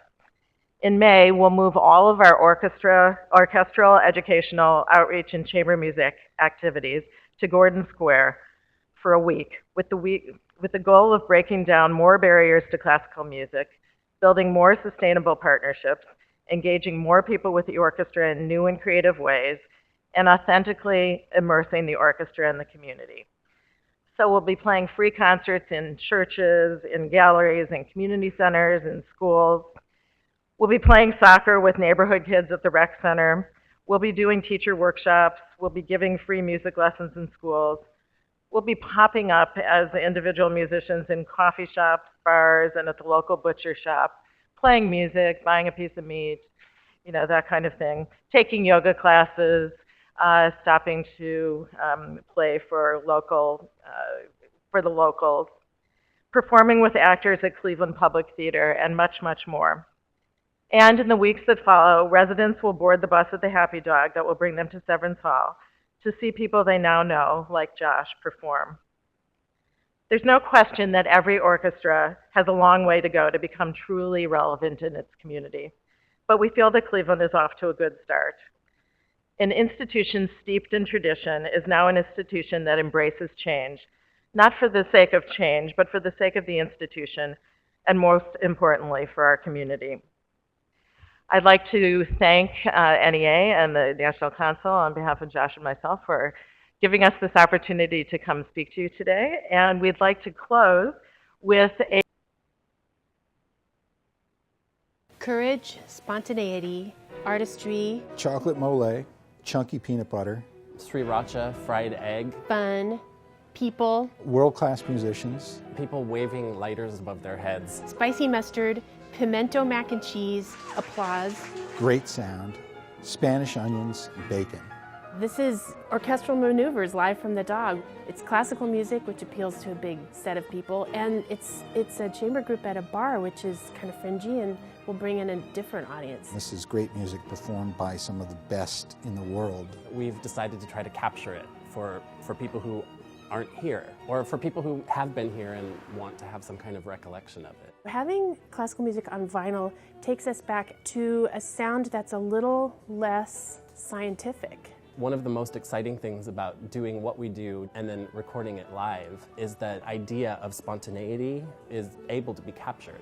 We've got a Grammy Award winning recording engineer working on this in Tom Nabb and Erica Brenner. The whole production, from the artist playing in the venue to the recording to the mastering, is a Cleveland production. We've got Tina, who is a great pianist. The rest of the musicians are all members of the Cleveland Orchestra. Frank Rosenwein, who's principal oboe, Amy Lee, who's associate concertmaster, Charles Bernard, who is assistant principal cello, a great member of the viola section, Joanna Patterson. We're going to record this live 2 nights, December 4th and 5th at the Happy Dog. We're going to release this in mid-May. This is going to be to chamber music what the Gypsy Kings did for world music. This is an amazing thing that we're part of, and anybody who contributes to Kickstarter can be part of it. For the people that we're asking to help out with this campaign, it's to try and help put Cleveland on the map as the center of the universe in terms of classical music connecting to these new audiences. If you're going to own one chamber music recording, it's going to be Ensemble HD, Orchestral Maneuvers live from the Dog. Count on it.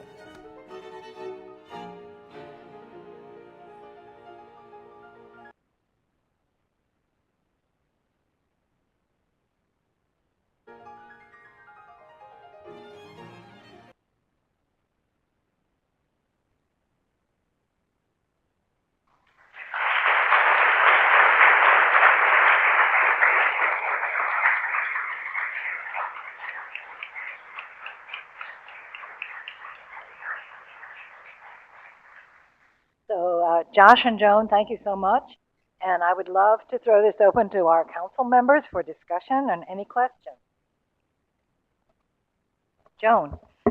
Having worked at a symphony orchestra before and having tried to do a number of the kind of community engagement activities they're doing, sometimes we ran into problems with the union. And I'm just curious, how the union is participating in all this.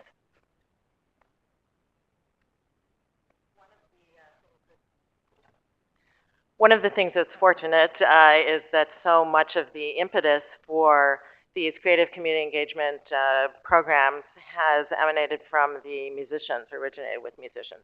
That helps a lot when you're a union shop because it's not just the management telling you this is a good thing to do and an important thing to do. It's your colleagues in the orchestra saying, we need to do this. We need to be part of the community in this way. And so I think that's part of what you're asking. And then in terms of how we utilize the orchestra within the construct of orchestra services and so forth, a lot of community engagement is, some of our community engagement, especially in schools, is done outside of the trade agreement, although we work with our local musician unions to establish prices or costs for that, payment for that in alignment with what they would charge, and then we utilize our orchestra services for full orchestra performances in places like Gordon Square, just by looking at our schedule in a completely different way than we ever looked at it. Can we do this rehearsal not in Severance Hall but in St. Coleman's Church? Can we split the orchestra in such and such a way in order to be in two places in the community at once without losing any artistic integrity? So working within the trade agreement confines that we have and with the creativity brought to the table by our musicians has made the task much easier. Other questions or comments? Neil? Bravo to you both. Do you see this particular project, the Ensemble HD, obviously it was born out of that one place, the Happy Dog, as something you could replicate and to help sort of determine future outreach connections across the whole region? And then I guess next question is, do you see this as something you can take to your colleagues in other cities around the country? Yeah, absolutely. It's something that it's, first of all, I think the best part about it is that it's fun for us to do this. And it's obviously fun for people to hear it. And we've talked about, touring a little bit, especially, close to Cleveland in drivable ways.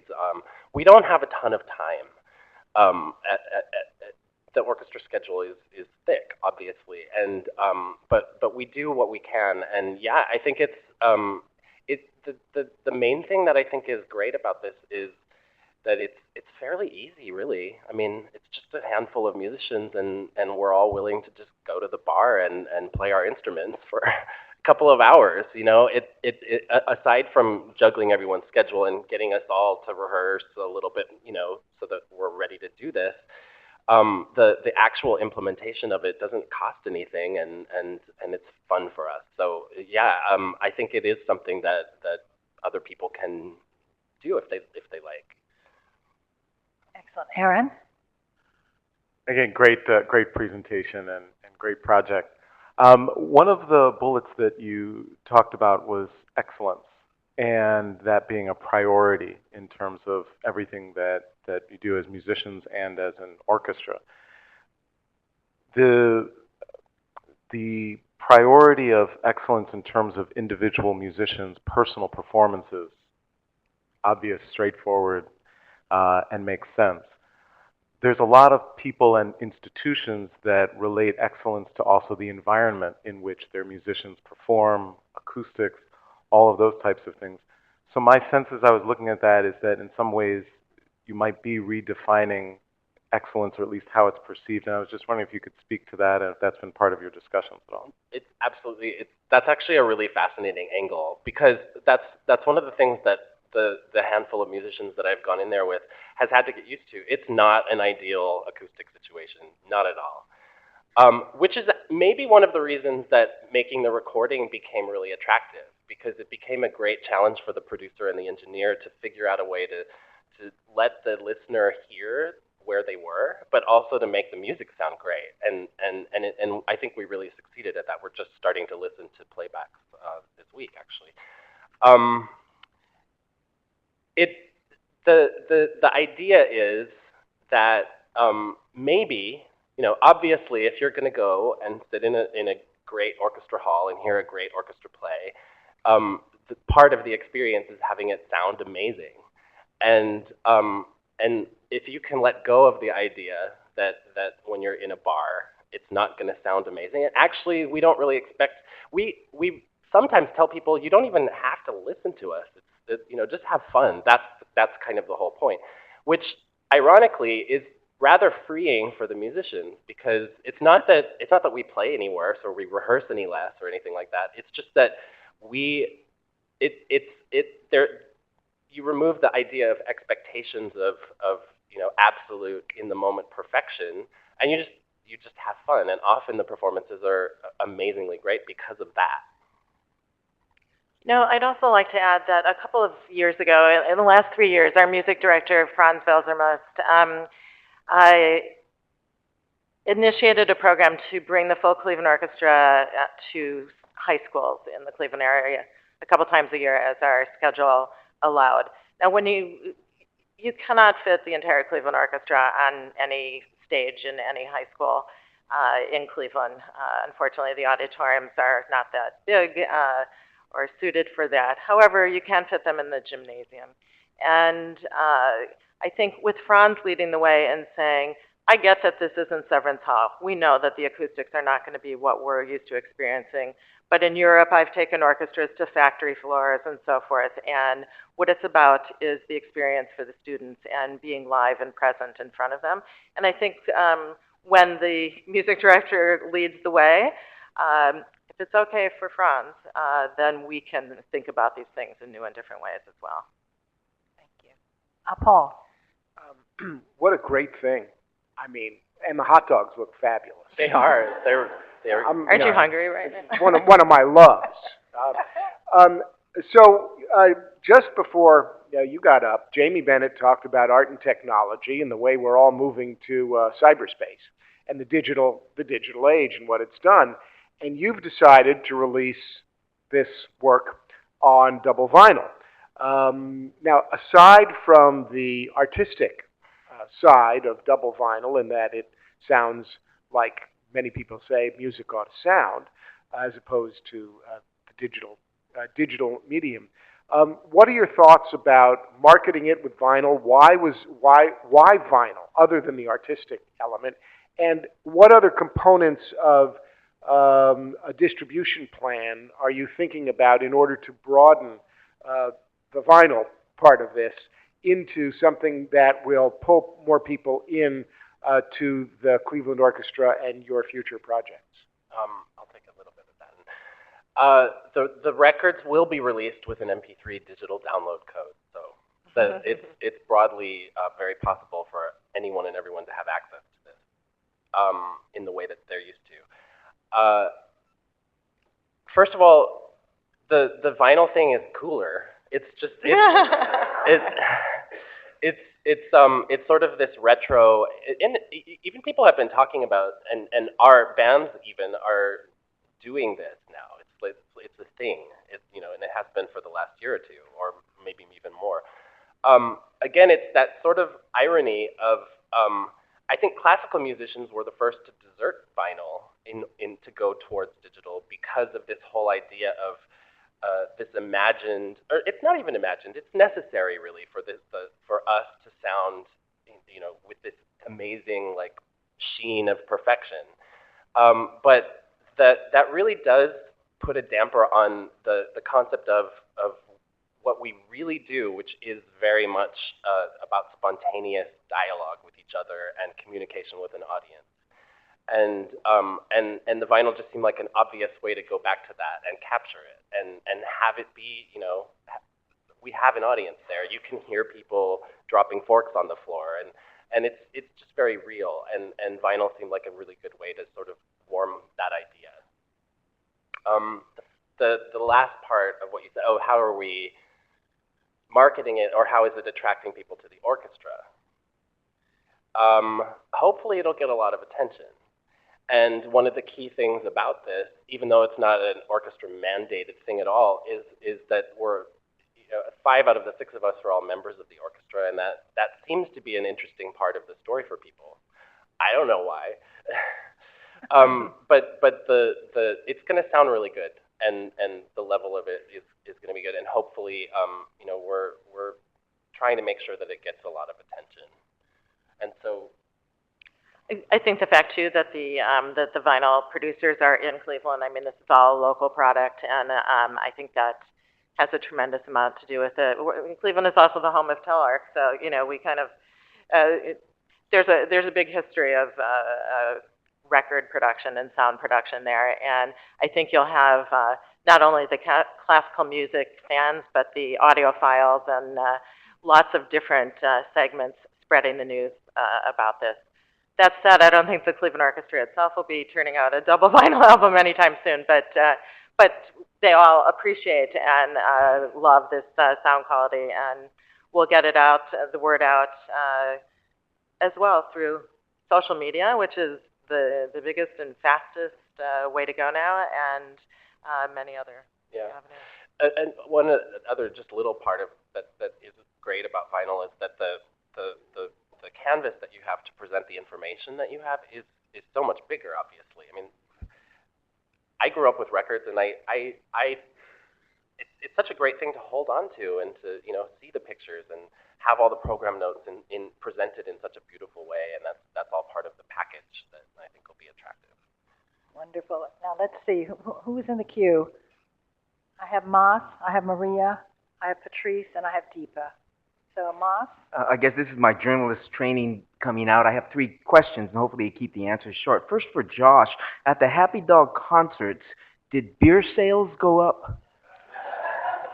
I don't know if the beer sales actually went up, but so we started, and I think still have continued, just because he presents music all the time, like I said. Tuesday nights were his slowest night. And so he said, we'll put the classical music on Tuesday. Who knows what's going to happen, right? And well, now it has turned out that classical music is one of his highest grossing nights. Perfect. And the reason why I asked that is, of course, it needs to be a win-win. Right. For the completely the host needs to actually sell product. Absolutely. He sees it that way, and we wouldn't have appeared there more than once if he didn't. So. And the second question is, I can see where you're diversifying your audience, reaching a more working class. Any thoughts on relevance of classical music for communities of color that you've worked with? Well, we have worked with lots of different communities in the Cleveland area, and one thing that we're graced with in Cleveland is this great and diverse population. So we have tried to, I want to say, mainstream our efforts. So not so much just the MLK celebration concert, for example, and other things targeted to specific populations, but to reach out through our community engagement committee made up of community leaders representing lots of different cultures and so forth, to engage people with the regular Cleveland Orchestra subscription concerts, especially highlighting guest artists and composers from different cultures and ethnicities. So that's the way that we're trying to approach it. We haven't always done it that way. This is kind of a new thing for us. So, and it's taken a lot of work on the part of the Community Relations Committee, for example, to educate us about what will work with the Cleveland community, and new organizations like Global Cleveland, for example, make it a lot easier for us to learn how to interact. I could see that you talked about an evolution of an orchestra, and I could see this as one of those steps as that evolution. And actually, I'm curious about Emil's thoughts too, about what would be the one single driver of change as this orchestra evolves. You mean that makes change necessary? Whatever you, if I said, give me your secret of how an orchestra could evolve, what would be your one answer to that?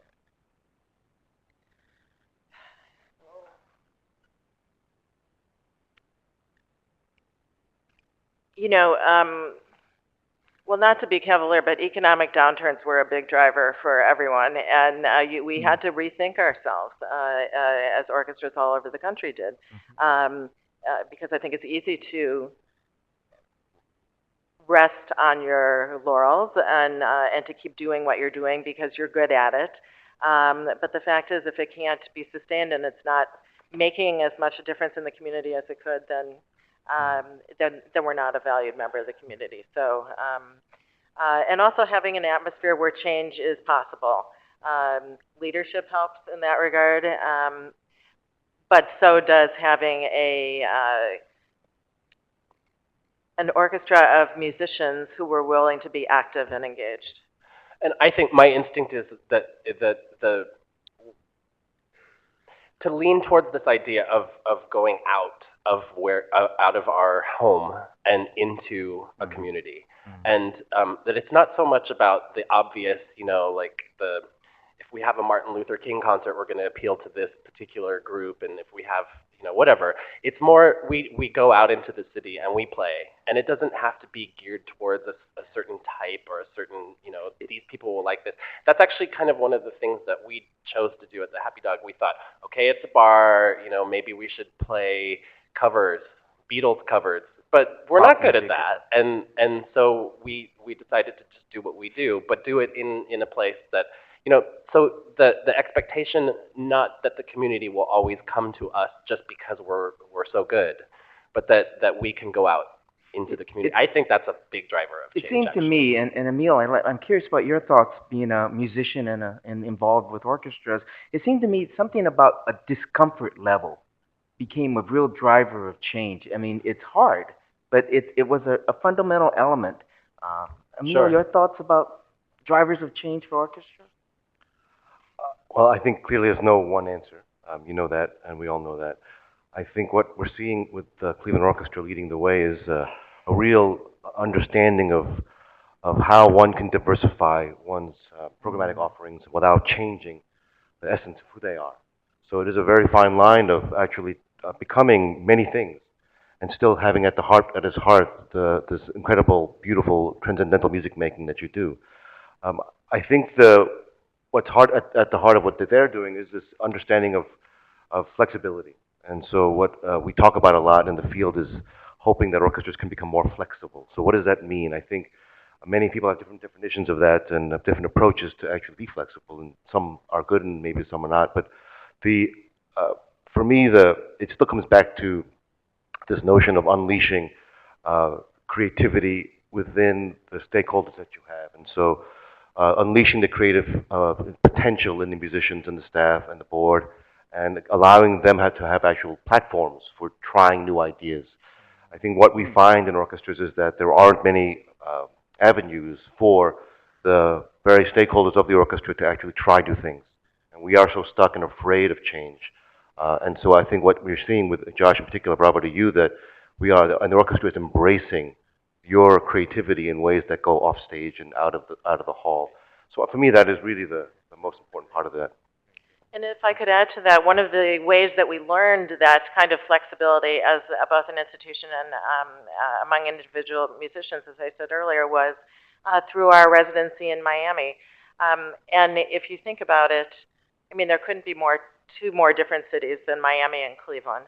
And Miami now is, it's cool, I mean, it is a cool place to be. It's a different, edgy, creative, innovative atmosphere. And in going down there, we did have a mandate from our funders to be deeply engaged with the community, and so with a community with which we were unfamiliar. So we really had to try a lot of new things. that's easier to do, or I think we felt it was easier to do in Miami, where we were kind of anonymous, so to speak, not as well known as we are in Cleveland, so we felt free to experiment with different kinds of things. In Cleveland, if you do something like that and it doesn't work out, it's well known to a large number of people. In Miami, it wasn't so much on the huge radar screen, and so we experimented in many different ways and learned what works and how flexible we really could be, and that really helped us coming back to Cleveland and doing it in our own backyard. What's really great, though, is that there was a whole slew of many musicians in the orchestra who, were excited about what we were doing in Miami because it was so different from what we were used to doing, but who really came back after the first season of that and said, like, hello, we spend all of this time in Cleveland and we don't do any of that here. And that was sort of what sparked. Going to Miami didn't have anything to do with basketball by chance, did it? But no, we were there thank you before he was, Yeah. actually. We got there first. Maria? Yes, I think it's really great that you are doing this, that you are going out into community and engaging new audiences. And have you, just a couple of things, have you found that the participation or the continued participation of this other communities that you're reaching, do you see that in your concert halls now? Do you see those new audiences? And is the leadership of the orchestra also thinking about how to integrate new voices in artistic leadership and governance and other things like that that maybe could deepen that participation? Yeah. I can answer that last part first. Certainly, yes, and in a much more authentic way than I think we might have been able to do that before, because now we are starting to have real relationships with communities and community partners, and we're not just looking down a list of organizations and saying, oh, who would be good from that organization? It's not anonymous anymore. So we'll see. Community Relations Committee is a board committee, but it's also kind of it doesn't require you to be a trustee, but it's now become a stepping stone for trusteeship. And so that very diverse committee is now finding its way onto the board and so forth, which is a big thing in terms of governance for our orchestra. Yeah. The first part was about whether we've seen the audiences change right, at yeah. Severance. And Absolutely. I personally find that, it's hard to, one of the things that makes the Happy Dog attractive, or something like playing chamber music in a small place, is that I can see who I'm playing for, and they can see me, and we're like this far away from each other. And it's hard for me to pay attention to who's in the audience at Severance, and that's not my job, actually. So our marketing department will be instituting some measures for this upcoming neighborhood residency, because there's a more critical mass of events and so forth where they will put in place vouchers, discount codes, have people enter to win, sign up, and so forth, and then be able to track who's coming from Gordon Square to Severance Hall and so forth. So we'll have some quantitative measures.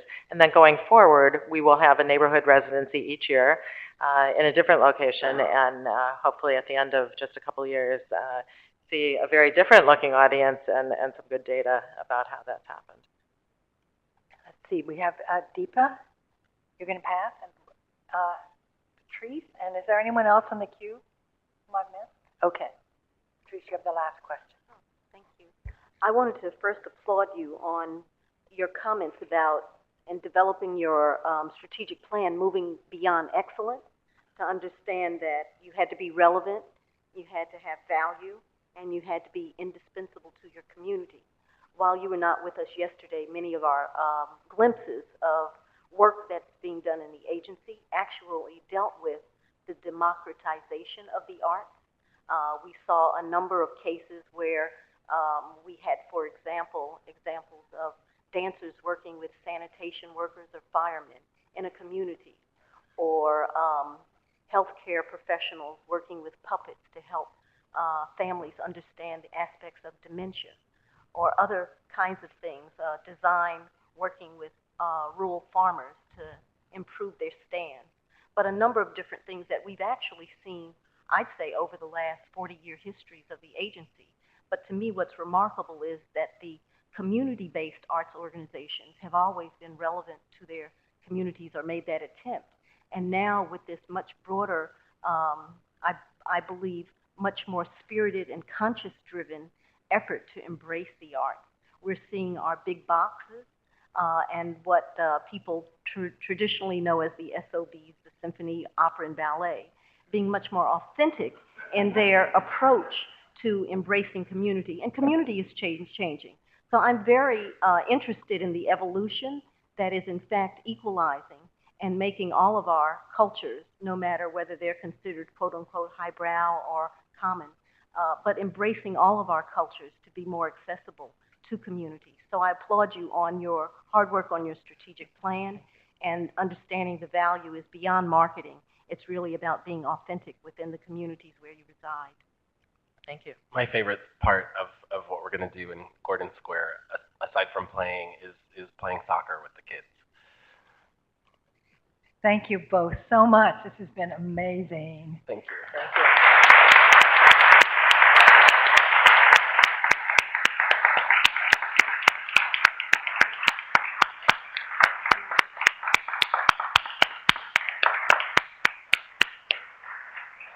So my final piece of business is to announce that the National Council on the Arts has reviewed the applications and guidelines presented to them, and a tally of the council members' ballots reveals that all recommendations for funding and rejections have passed. So this is the moment for any additional comments from council members, if you so desire. Ready to move on? So I would like to thank the entire NEA staff for all of the hard work and dedication that went into preparing the past day and a half of council meetings, and for everything that they do. I'm incredibly proud to be leading this agency, and incredibly lucky to know such a dedicated group of public servants. The 178th meeting of the National Council on the Arts is now adjourned. See you in June.